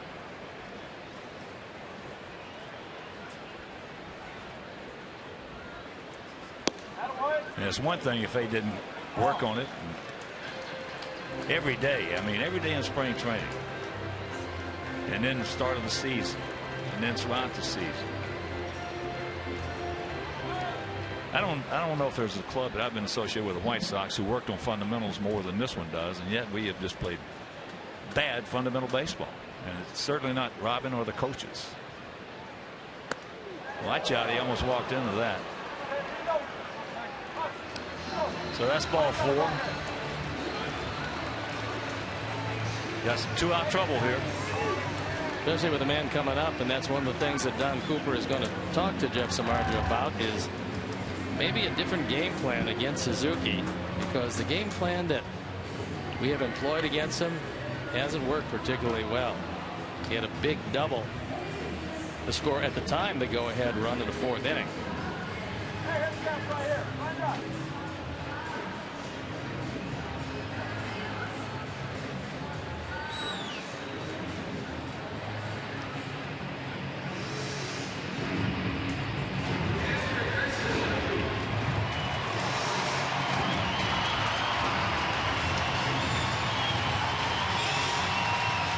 This guy's right behind Ryan Rayburn. He's been something. Active, I'm talking about. Yep. He's been something. 42 RBIs against us if you're just tuning in, and 221 career at bats. 42 knocked in. That's amazing. And for a guy that doesn't drive in a whole lot of runs, that is something. Oh, yeah. Low throw picked up nicely by LaRoche. And he retires him, so we're into the 7th, tied at 2.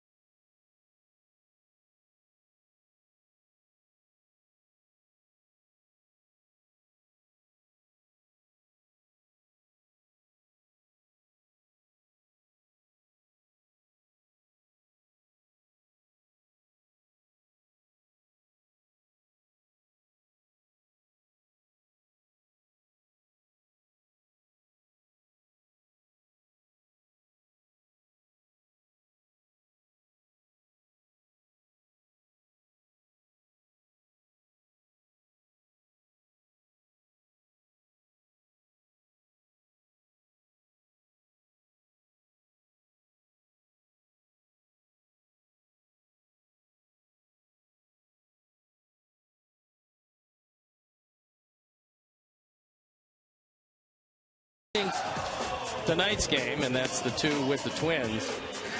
They're 6 above 500. The Tigers 2 above, but they're much better since Victor Martinez came back. Then the Cardinals 21 above. The Orioles 3 above. The Blue Jays 4 above, and the Cubs 8 above 500. So that's leading up to the All-Star break, meaning most of the teams that our guys are going to bump into are pretty good teams. Well, you know, funny thing about looking at that, I don't care who they are.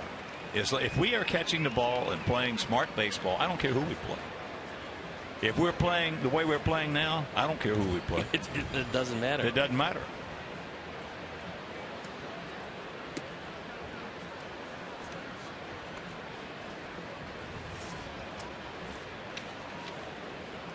Adam is 2 for 3. It's not who you play, it's when you play them.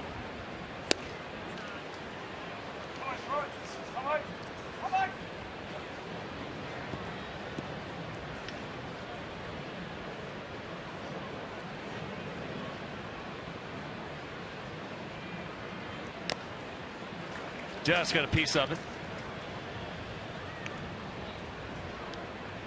Aaron Thompson loosening up for the Twins. Pelfrey, who's gone at least 7 in his last 3 games, is in the 7th with his 94th pitch forthcoming.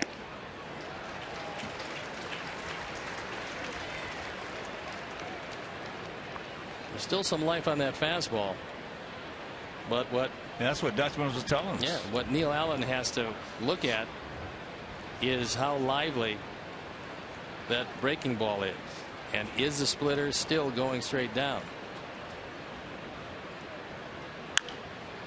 And that's out of play.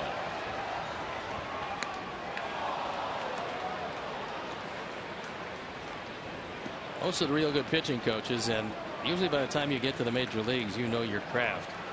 They don't really need that clicker to tell them if a pitcher has a whole lot left. They can tell by the sharpness of the break on his best breaking pitch. That ball hit high and deep and foul. Right size. Wow. Right size, long shape.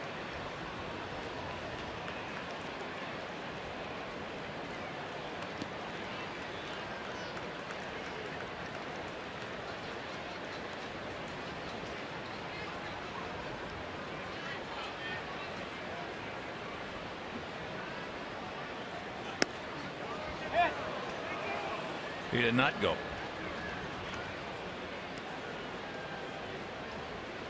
Adam came tantalizingly close to swinging that inside fastball, but it was in off the plate.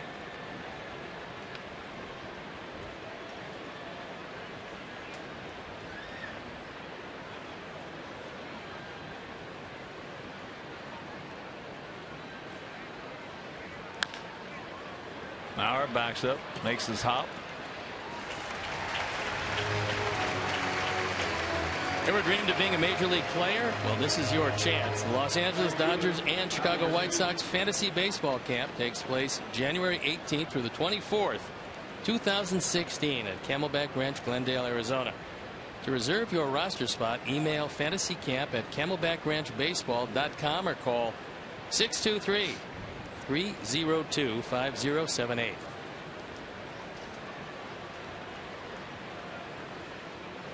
Here's Avi. He's 0 for 3. He was robbed of a base hit on a beautiful play by Torrey Hunter. A bullet in the right field. Takes first pitch strike.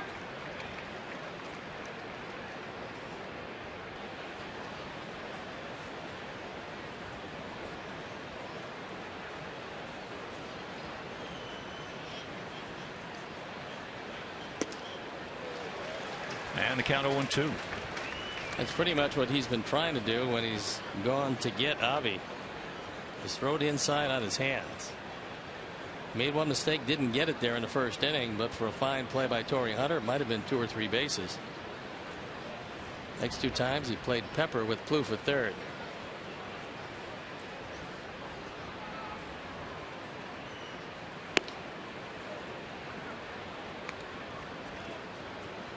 Well, you can go a lot of times on a catcher. In fact, we used to hit more off catchers than we did off pitchers. I think it's easier to hit off catchers because they have tendencies just like every pitcher does, sometimes even more so. And Suzuki calls his own game, and he loves to pitch inside. Boy, there's a hard comebacker, snapped. 2 down. There's an example for Pelfrey how you can miss with a pitch and miss by plenty and still get the out. Suzuki wants it inside, and Pelfrey throws it away. Avi hits the ball hard, but it's one hop. Even if he doesn't get it, Dozier's playing up the middle, so that's 0 for 4. See where catcher sets up. Pelfrey makes the play.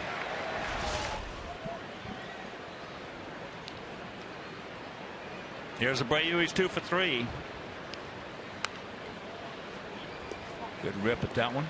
That one at 95, so he's still maintaining that velocity like Bert Violin was telling us before the game. Well, it helps that he is a very large man.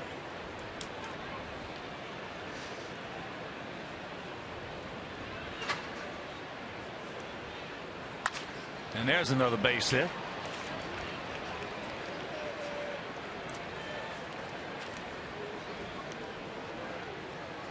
Sox fans, you can manage a game along with Robin by logging on to WGNTV.com and click on the WGN Game Zone banner for the latest in stats and information. The Sox Game Zone is powered by Robert Morris University, Illinois, offering over 55 athletic teams, more than any other university in the state. For more information on RMU, visit robertmorris.edu. He is a big guy, but how about Harvey Haddix? How about Pedro Martinez? They weren't big guys. They were diminutive. Harvey just took that perfect game. 12 innings. Isn't that amazing? Pedro, unless you saw him in street clothes, you just never could get a real grip on just how small he was. Small man, big arm. One of the best that ever lived for 5 or 6 years. That's the reason he's going to Cooperstown.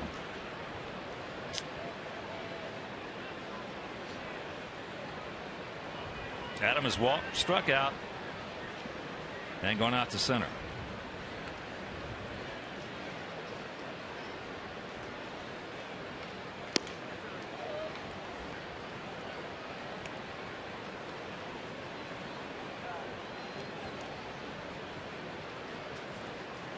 Outfield, for the most part, straight up. Bit of a gap out there in right center.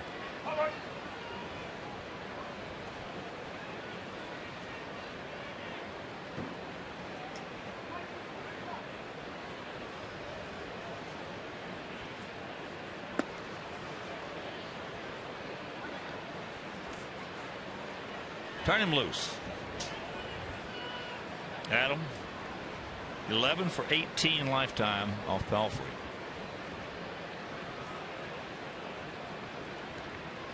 But in those previous 16 at bats, he didn't have that splitter. No, it's been the equalizer here tonight.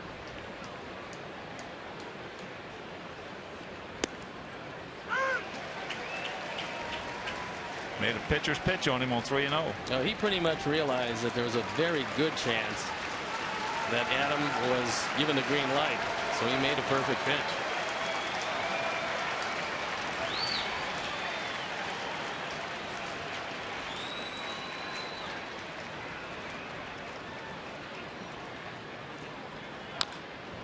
And a full count. Yeah, but talking about going off the catcher, we used to, when we would have our pre-series meetings, that would be one of the questions that was asked in that meeting was, anybody out here got anything on this catcher?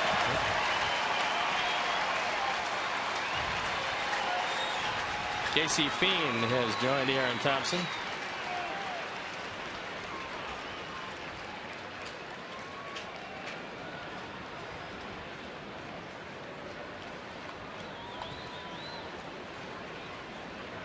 Our pal playing back. He takes off, and there is ball 4. That ball was well off the plate. Second time Adam has walked, and that's the third walk issued by Pelfrey. And here comes number 4, Paul Molitor, one of the greatest fastball hitters in the history of the game. I would think the fact that he's coming out means that Thompson is coming in to turn Melky around to the right side. But he might be asking him, look, you got enough left? Because if you got enough left, it's your ball game. Paul is trying to get something in his eyes, read his eyes right there.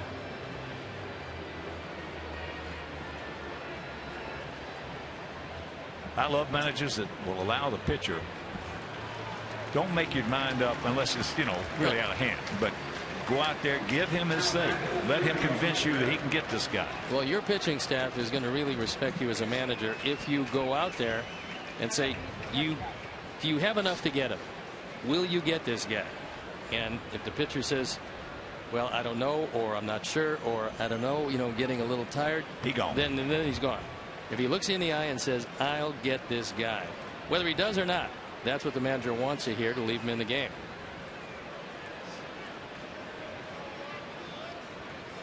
Melky checks it up, takes ball 1.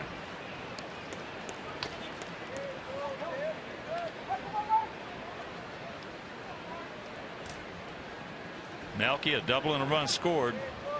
A double coming leading off last inning. And a clutch 2-out single by Giovanni Soto.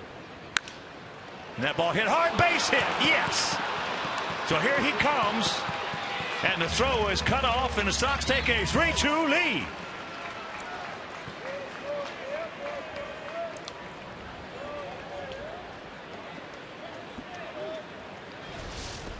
Our fourth drive of the game is exactly what you just saw. A rocket right back up the middle. And so the faith that Paul Molitor showed in Pelfrey, he couldn't deliver. But Melky sure could. And it's a Sox lead. So that's going to be it for Pelfrey. And as he walks out, we'll step out and be back after these messages.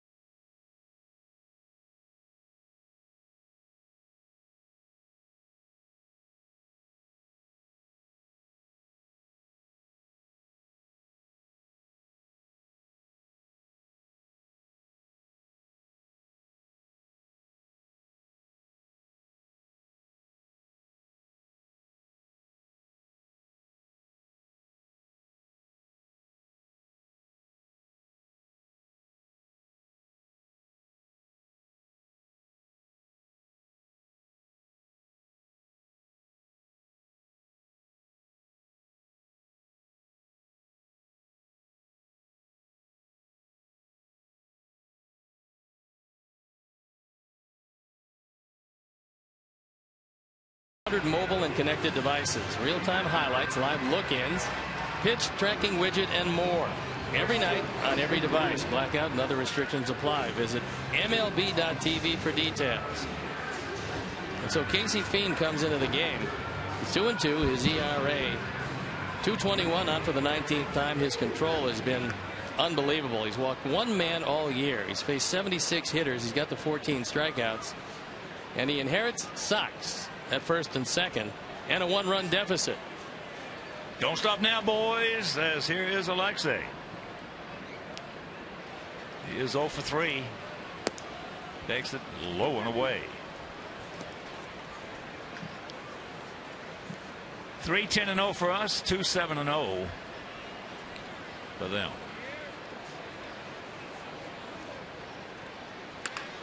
Off the end of the bat, so third time he has grounded to short, and that'll return to the side. The Melky Cabrera's 2-out RBI single knocks in a Brady. Seventh inning stretch, we lead it by 1.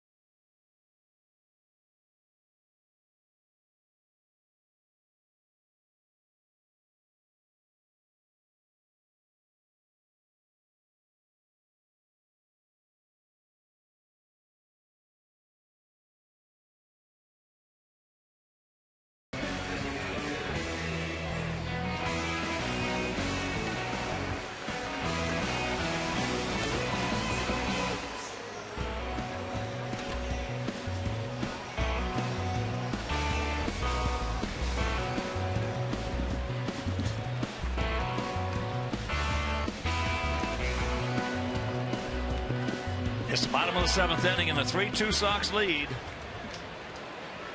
It'll be Vargas, Buxton, and Dozier, schedule hitters, to face Jeff Samardzija. Vargas has popped to second, and he is singled, a solid single to center. Takes first pitch strike.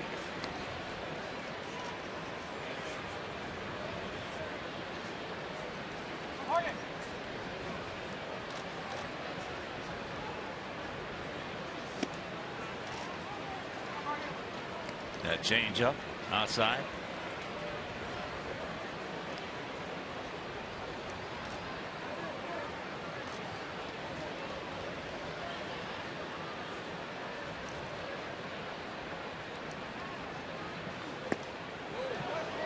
Big hack. That's a good spot for Vargas, because if you throw it up, even just out of the zone, he can't catch up to it up there. Not with that uppercut swing. Not from the left side anyway.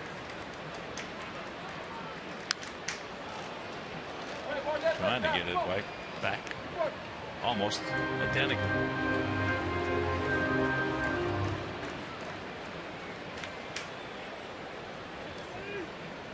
He's trying to keep the ball up to put him away.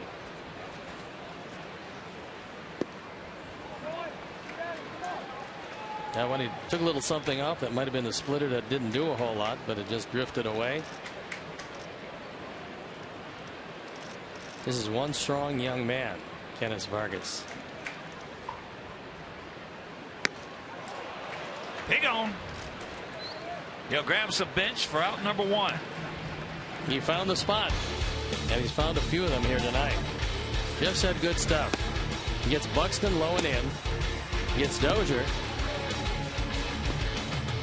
And the strikeout parade continues with the last one. 92, but up. Impossible for a left-handed uppercut swing to hit.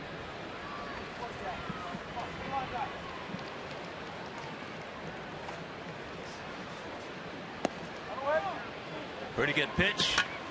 One of the few that Bill Miller, who's been very consistent tonight, calling that pitch, didn't call that one. Buxton 0 for 2 with a strikeout and a grounder to third. Now good speed aboard.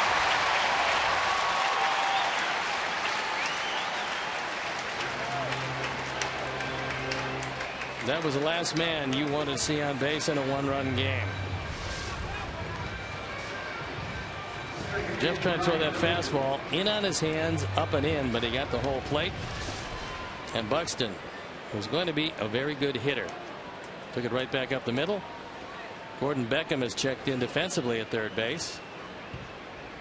Probably waiting to start that 5-4-3 double play. Buxton, as we mentioned, 55 stolen bases in 2013. He's 1 for 2 here in the major leagues. This is just his 10th game. Got a decent lead. First pitch strike.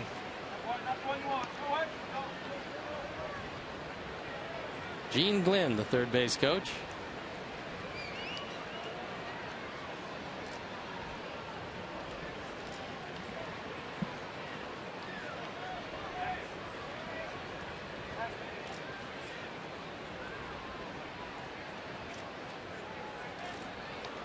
Broken down like he was going to be off.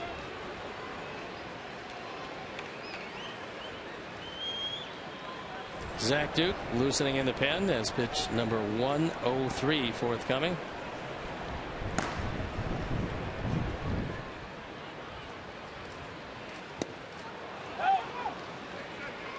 Ball pops out. Meanwhile, the count 0-2.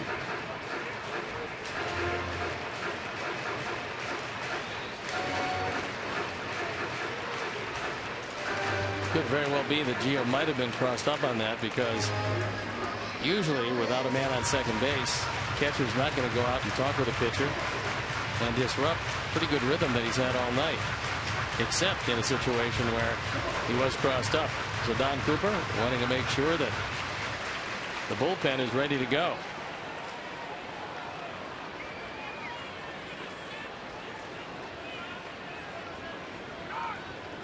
Now time is called.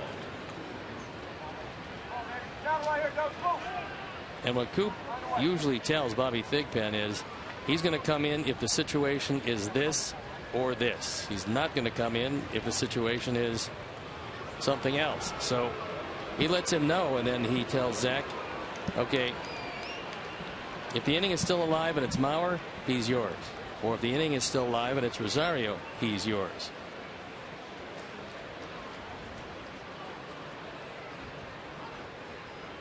Oh boy, he gone. You don't see Brian Dozier do that very often. That pitch was way out of the zone, and a big strikeout.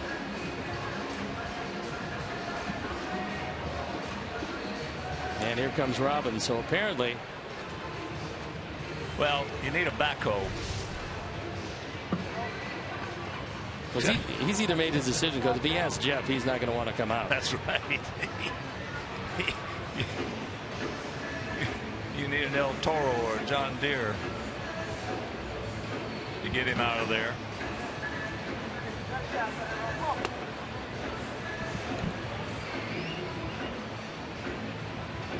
That is one thing you got to love about certain pitchers. They won't come out. They won't. Not if you give them a choice. And there you look at the numbers. And also what they talked about was how they're going to pitch Rosario. And that'll mean who's going to cover second base on the steal. It would appear the way they're pitching Rosario that it's got to be Alexi covering second base. Well, it should be a pretty good pitch to throw him out on if, in fact, it's early in the count.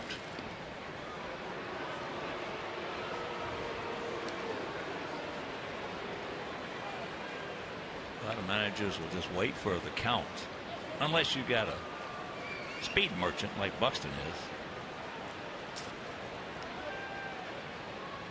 There he goes. Got it. He got a good pitch to throw him out on, and throw him out on. He did. Yes, and we're into the 8th.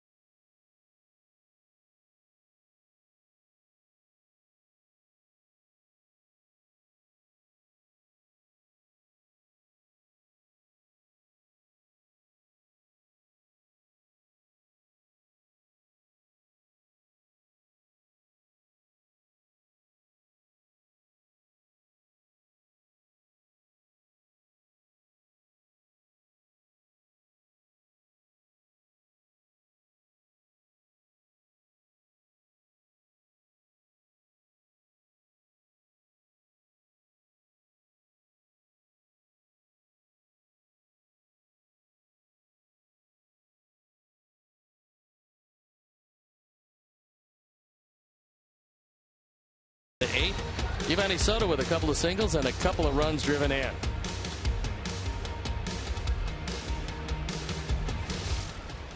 That's brought to you by the Honda Dream Garage Sales Event, now at your Honda dealer. So here's Beckham.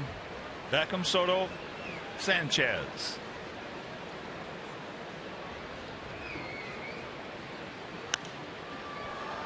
Gordon. Pass at that underneath it and fouls it back. And a nice catch.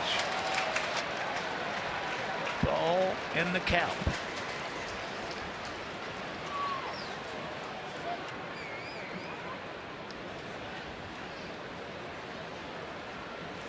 Huge gap out there in left center if he can find it. And that pitch going away evens the count at 1. Finale tomorrow afternoon. Chris Sale on the bump against Phil Hughes. An easy 2-hopper.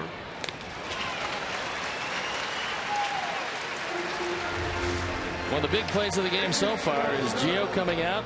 A 1-hop throw. Alexei able to not come up with the glove. He made a good tag because he was able to keep his glove down even with the short hop. And they gunned down Buxton for the second time this year. That was the key to the whole play right there. Yeah. That and him going early in the count helped because you're going to get a good pitch to throw him out on. Gio, too big, 2 out. Singles. Knocking in 2 runs.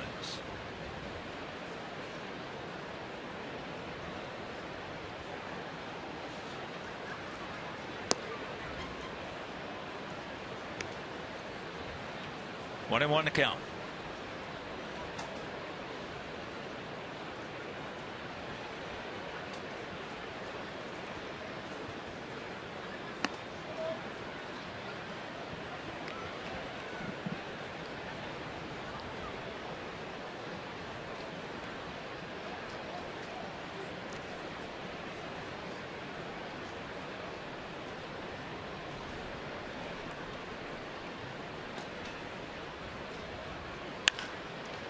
Yanks that one foul.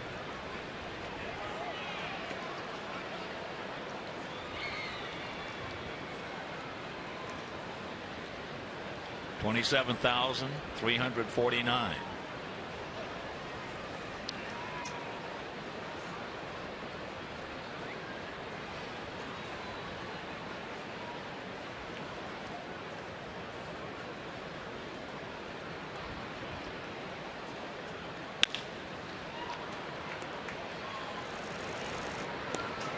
Two down.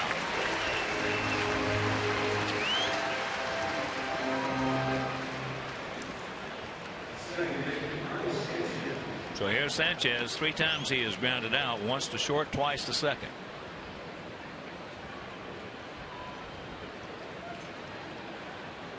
Had a little over 24,000 last evening.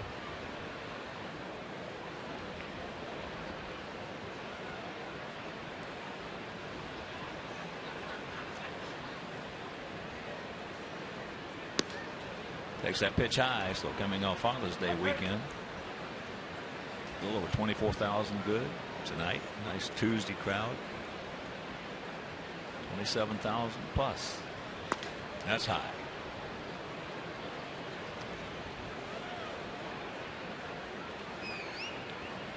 It is a beautiful ballpark. It is that. And this year the Twins are dominating the opposition like they used to do year after year in the Metrodome. Just in a different way. There's a shot down into the corner. That's fair.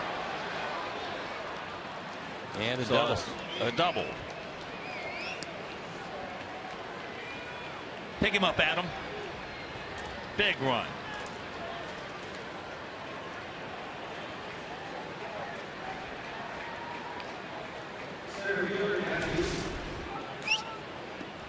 After 2 pitches up and away, he got one up and on the inner portion. Nice to see him starting to hit the ball with authority, and he winds up at second. Well, he's going to hit. He's a good player. Yeah, he is a good player. And he's going to hit. But again, when you're breaking in on a contending or supposedly contending club, and that contending club is not hitting, then it's that old statement, your environment will get you.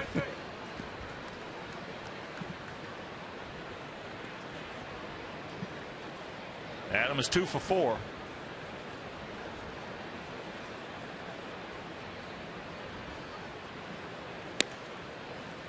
Count evens at 1.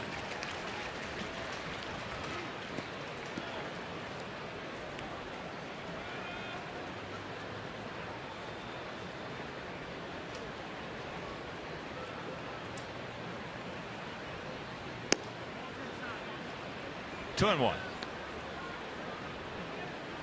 We mentioned Suzuki is a catcher who definitely loves to work inside. When he was at Oakland, they had some pretty good staffs out there, and they would definitely pitch you in.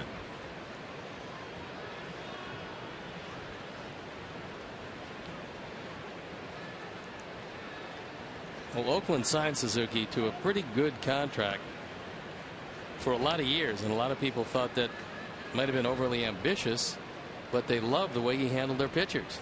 At the end of the day, you got a catcher that can handle your staff, you keep him around. Well, as far as just handling the staff, there's not anybody better than he is in this league. Yeah. He's been a good one for a while. Oh yeah.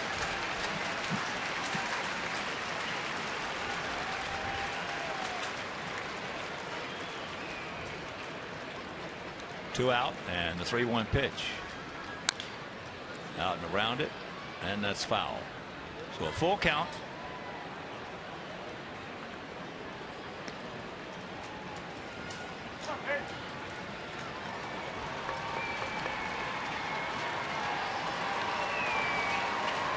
I'll be in the on-deck circle waiting to see if Adam can keep it alive.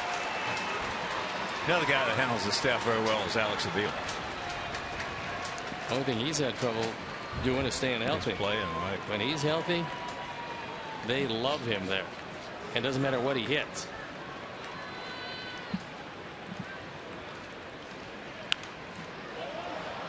He got a good pitch to hit right there and couldn't put it in play.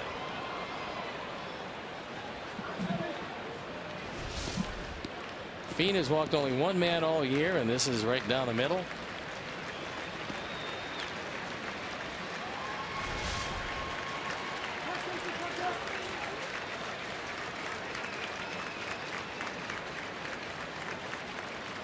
One time. One.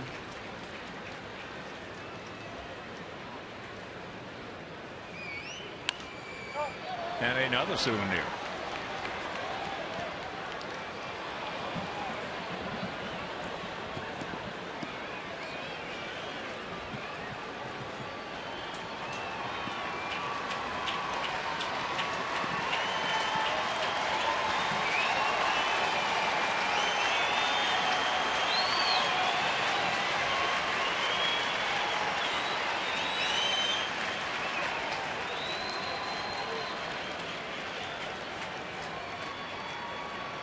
Once again, the payoff.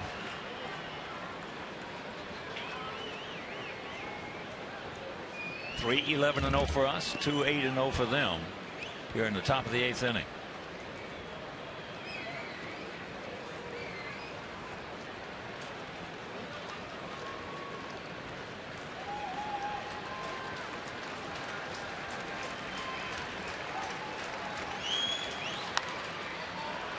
And another foul ball. And another souvenir.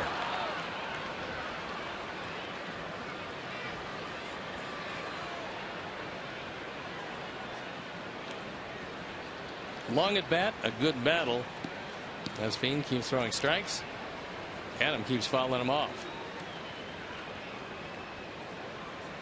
Well, not much bias there.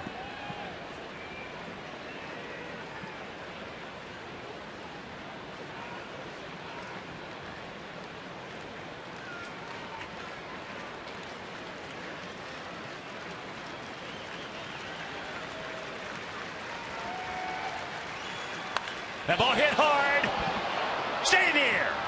Off the top of the wall. He's on his way to second base. Safe. Sanchez scores and it's a 4-2 Sox lead on a bullet double off the bat of Adam Eaton. He saw a lot of pitches. The more you see, the more dangerous you become. The 9th pitch was on the inside part of the plate, and he almost took it out of the ballpark. This is a line drive rocket high off the wall. Knowing that Fiend's going to throw strikes, it certainly helps. And Adam got every bit of this. Just missed going out. So a huge insurance run. RBI number 12 and a big one for Adam Eaton. Don't stop now, Avi.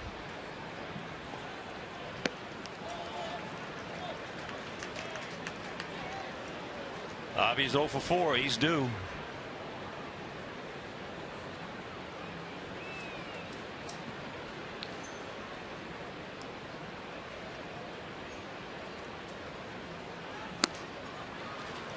Oh, and 2 the count.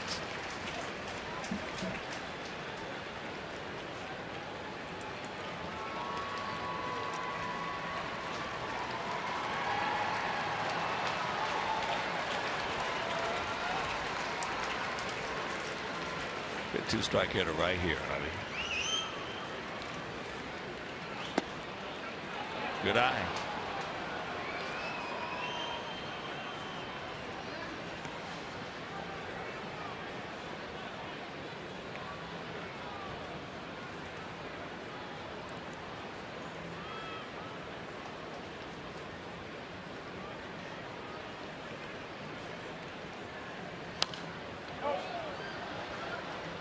Protecting the plate.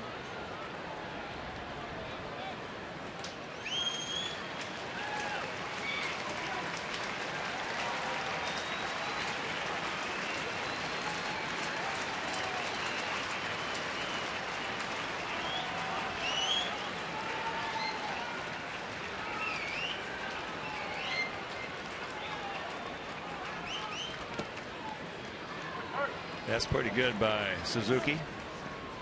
He's always had good mobility to either side. Very athletic catcher.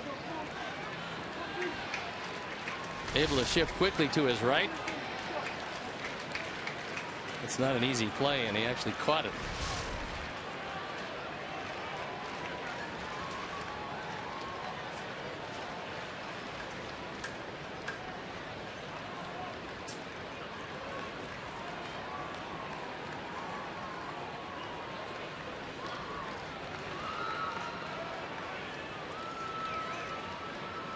Outfield slightly to the right.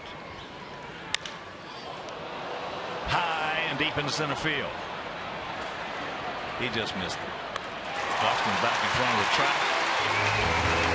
But another 2 out. Base hit. Knocks in a run, and it's a 4-2 Sox lead.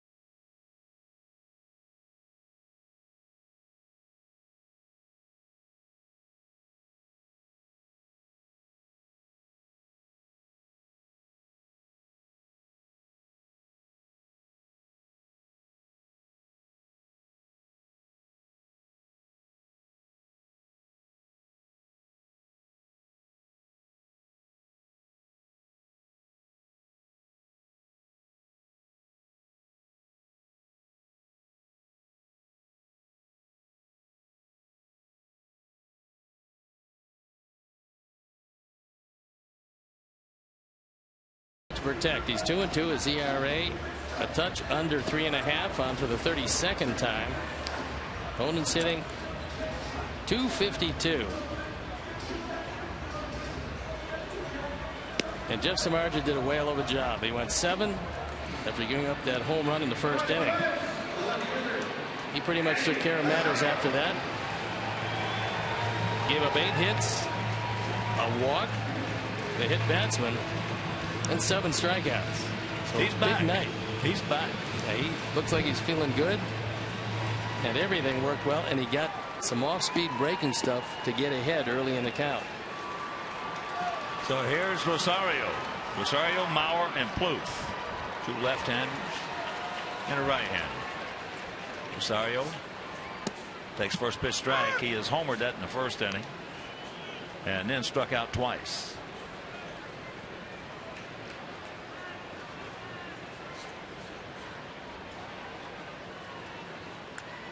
0-2.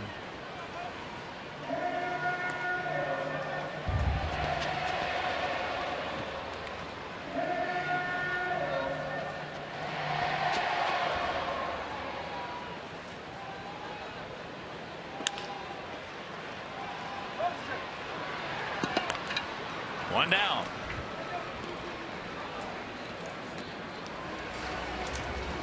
I talked to Zach about seemingly 2 different careers, and I asked him, when you came up with Pittsburgh as a starting pitcher, what happened to you after you were their #1 guy?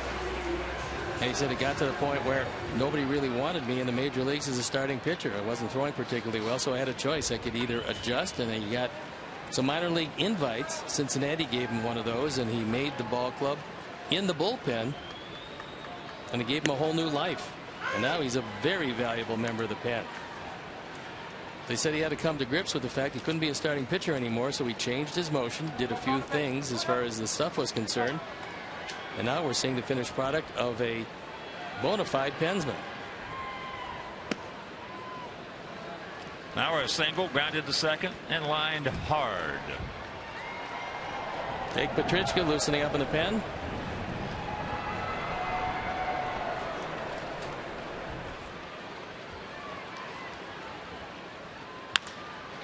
He's now 2 for 7. Lifetime against Zach B. First ball tonight that he's hit the left or left center. And it came against the lefty. That's a fastball. He just went down and got it and dumped it into left field. And here comes Ronald. Imagine he's going to get the Jake Meister. Yeah, you've got a succession of pretty good right-hand hitters in Plouffe, Hunter, Nunez, and Suzuki before Vargas comes up. So Jake comes in. Zach will step out, as will we. I'll be back after these messages.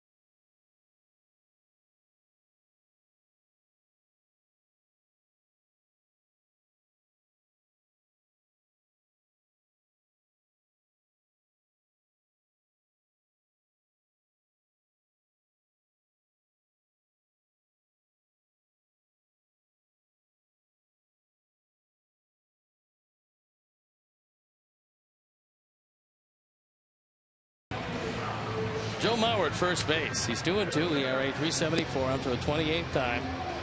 Owen's hitting .318, which is a high number. However, lately he's been throwing a lot of ground balls, and Plouffe is not a speed burner. You get him to hit the ball on the ground, it's 2 and out of the inning, and turn it over to the offense, and that's what he's thinking about. Plouffe has grounded into 10 double plays this year. That's second on the ball club behind Joe Mauer.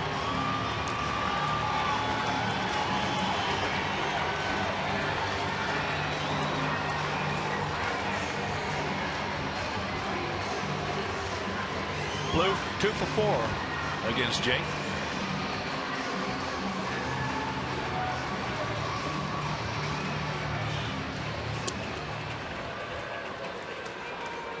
Four 12-0 for our guys. 2 9-0 for their guys.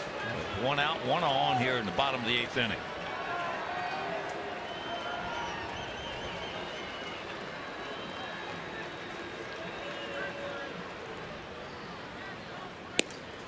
First pitch strike. Well, there's a break. Kloof can't believe it. You might not either when you see the Xfinity pitch tracks. Well, if he calls that one, Kloof's going to have to stand on the plate to hit it.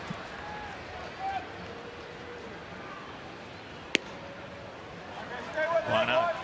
You never know until you ask. Might as well see how far the outside corner goes. Is Zach Putnam throwing in a pen?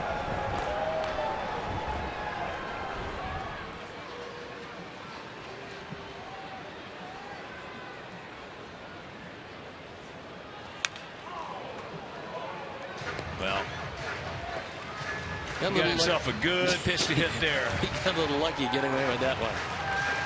This is 92.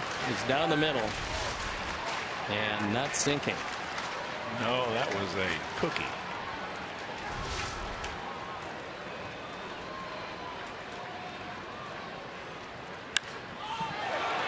That ball hit high in the center field. Don't look, just go ahead and get it back in. 2 down. That was a good pitch. He threw that ball on the outside corner. And Kloof couldn't get too much of it. Well, Jake's been throwing the ball well, pitching well, and in my opinion, if he ever learns, especially, 0-2, 1-2, even 2-2 sometimes, to throw a neck-high fastball, because he keeps everything down. Yeah, he does that. And Don Cooper's coming out now. He wants to give him the benefit of the scouting report they have on Torrey Hunter.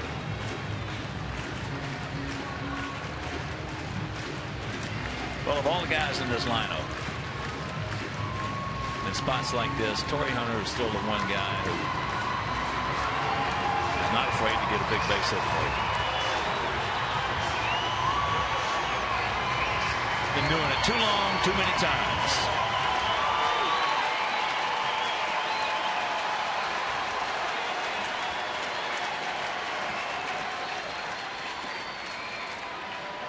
Torrey tonight 1 for 2. And that pitch at the bottom of the zone. 0-1.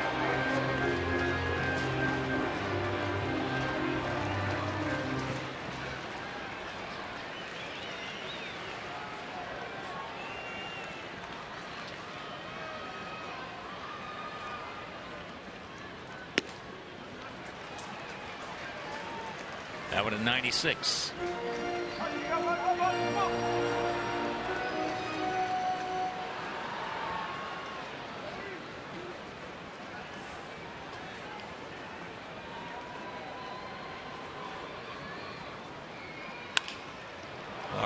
All right.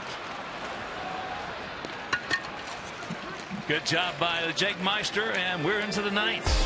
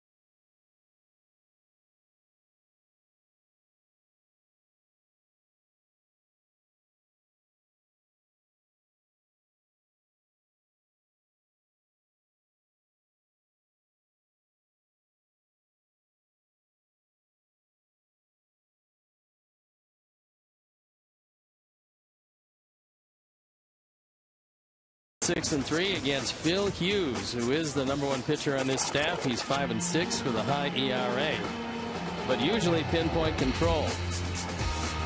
And that's an early game tomorrow. 12:10 start. And it's off to Detroit for 4. And an off day on Monday, and St. Louis Tuesday and Wednesday. Aaron Thompson comes in the game. He's out for the 35th time. 1-2, 5.14 ERA. And he's had all kinds of problems with right-hand hitters. They're hitting .436 against him over the last 2 months. Here's Abreu. He is 3 for 4, a couple singles, a double, and a run scored. Takes first pitch strike.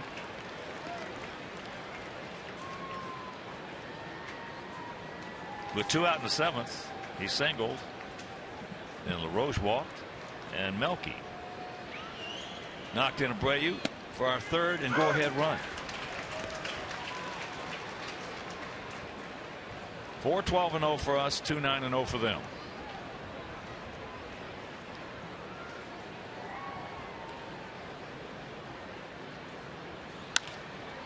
Another base hit.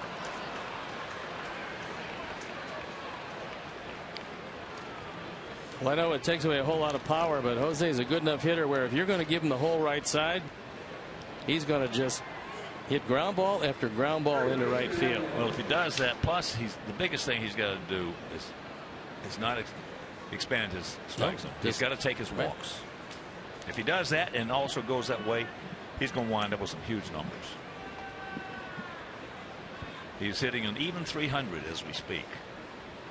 So here is Adam, 0 for 2 with 2 walks. Takes a strike.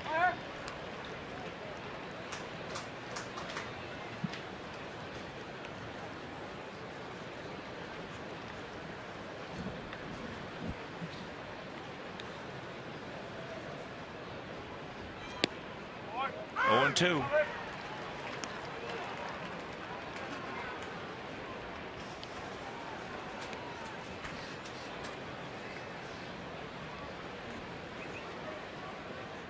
Good 2-strike hitter, Adam. Come on, buddy. 1st and 30.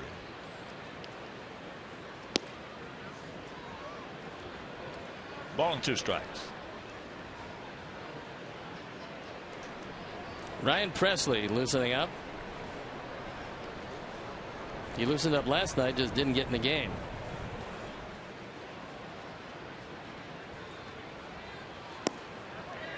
Two and 2. David Robertson going to come into this one with the assumption that it stays as a save eligible.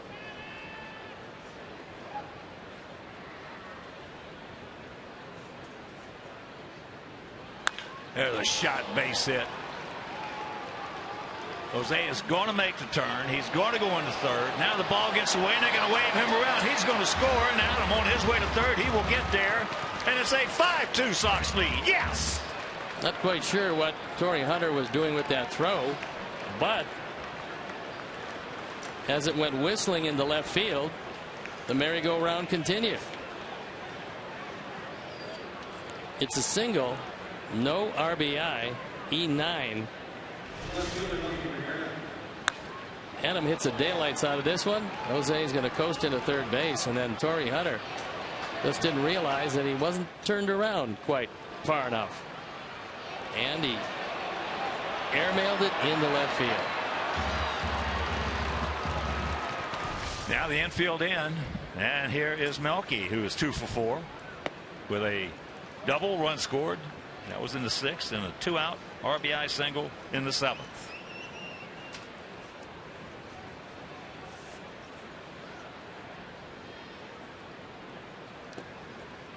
Ball gets away, but not far enough. Come on, Aaron. All right. Let it go.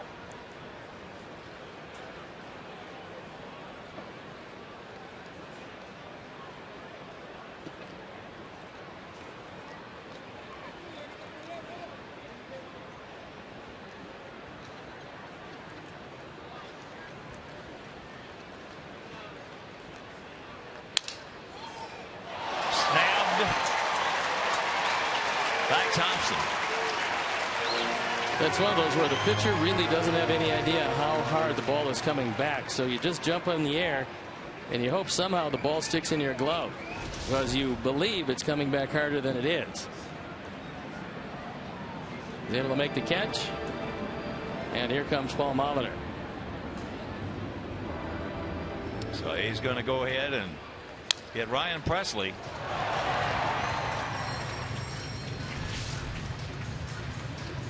So Aaron Thompson departs, giving up the run. And of course, Adam, his responsibility at third, and we'll be back.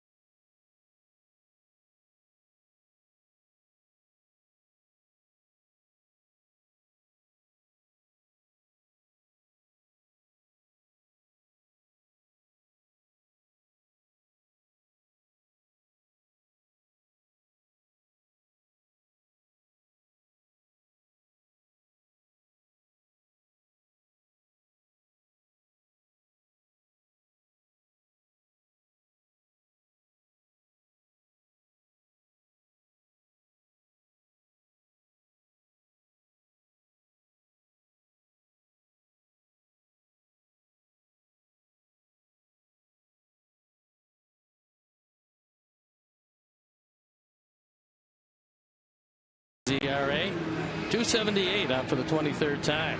Opponent's hitting just 2.20, which is a very good number. And the infield will be in at all four positions.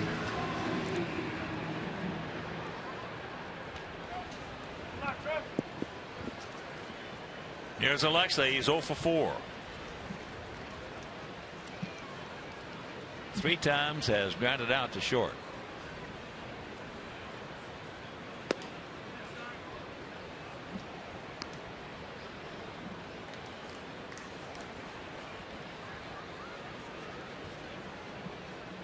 Five-2 Sox. Still hitting here in the top of the 9th inning.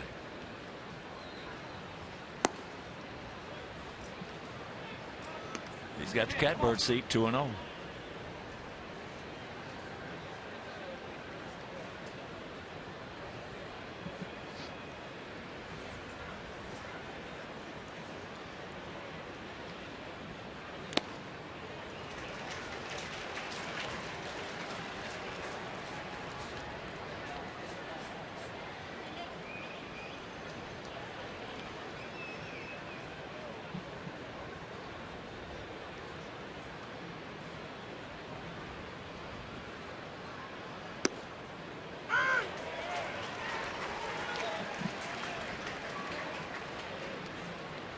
That breaking ball buckled him, and the count 2-2.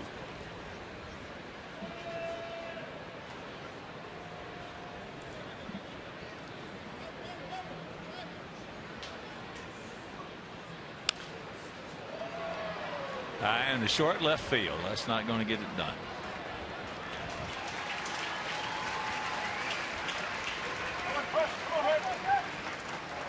So here's Gordon Beckham. Gordon's been to the plate one time, and he got it out to Trevor Plouffe III.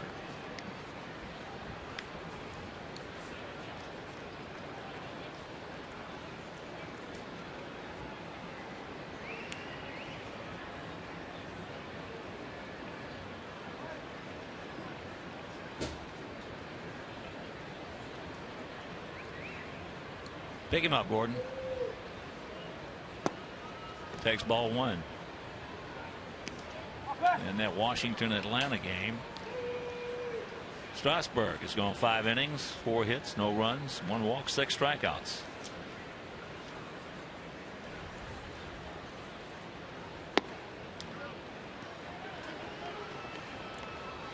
Presley came over from the Boston Red Sox in the Rule 5 draft, meaning that Boston didn't protect him. The Twins liked his arm, and here he's been since 2013.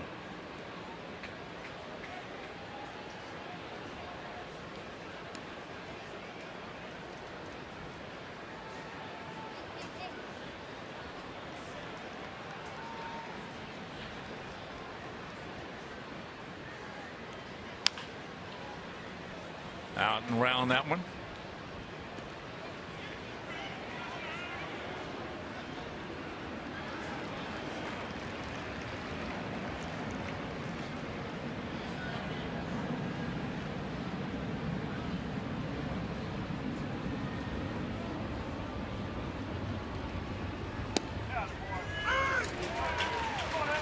So the count evens at 2.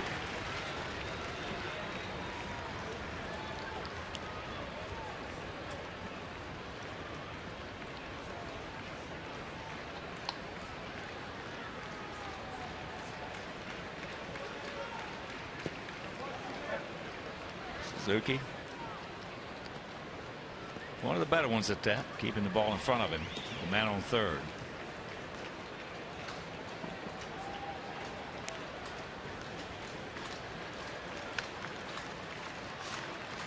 Outfield for the most part straight up, and the payoff pitch.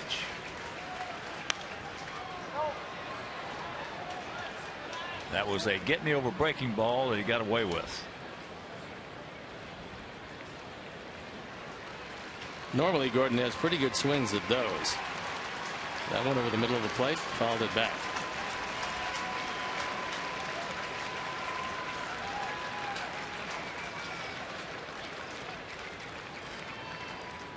There's a shot base hit down into the corner. So Adams going to score, and it's a 6-2 Sox lead on a rocket off the bat of Gordon Beckham. Well, Presley didn't realize how lucky he was to get away with the 6th pitch, and that was a slider over the middle of the plate. So he came back with another slider over the middle of the plate, only this one Gordon tattooed. Gordon doesn't mind sliders that are up. Not many hitters do. He hits them better than most. And now a fairly comfortable 4-run lead. Here's Gio. He's been the man. Got us on the board with a 2-out RBI single in the 4th.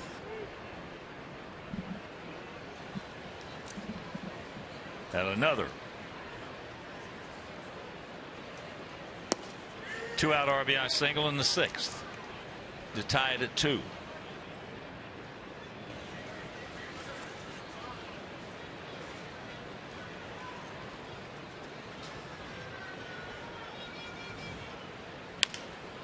Out and around it, down past Joe McEwing.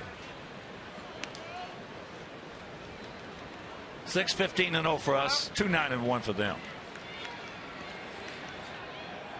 With some real good 2-out hitting tonight. It's also the 3rd game in a row with 10+ hits. So that's a pretty decent sign.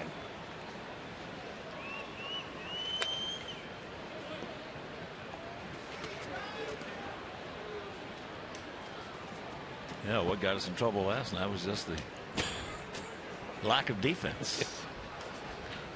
And they hit a few balls out of the ballpark. That always helps. That wouldn't have happened if we'd have caught the ball. Well, one inning it wouldn't have. I know that. Well, that's true. Got him.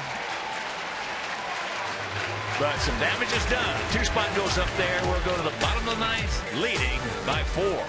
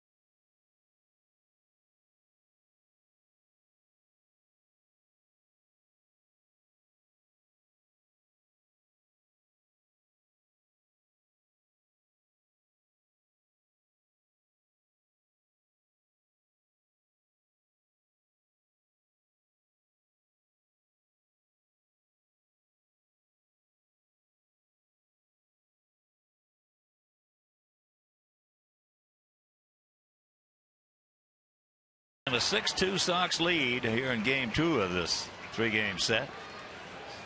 They won the opener last night. We're trying to even it up, and then we've got Chris Sale on the bump tomorrow afternoon against Phil Hughes. So a good pitching matchup, and that game will be over Comcast Sportsnet. But here is Nunez taking ball 1. Nunez 1 for 2 with an infield single and a walk.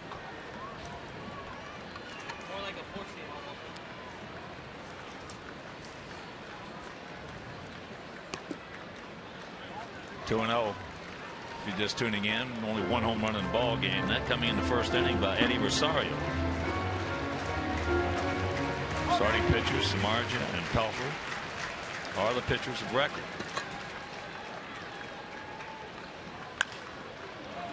There's a ground ball, 1 out.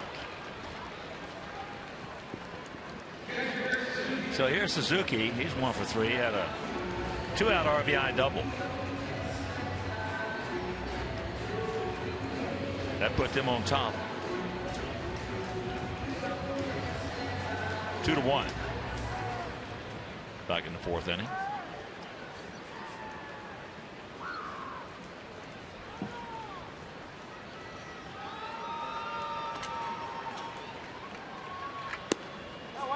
First pitch strike.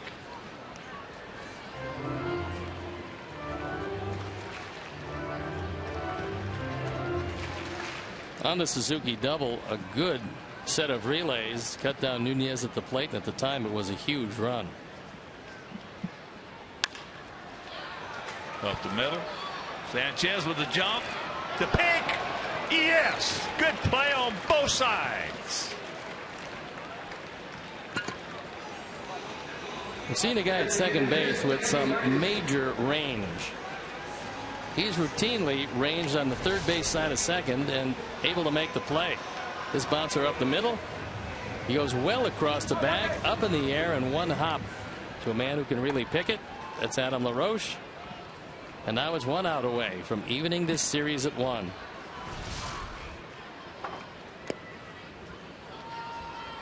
Here's Vargas. Kenny's 1 for 3.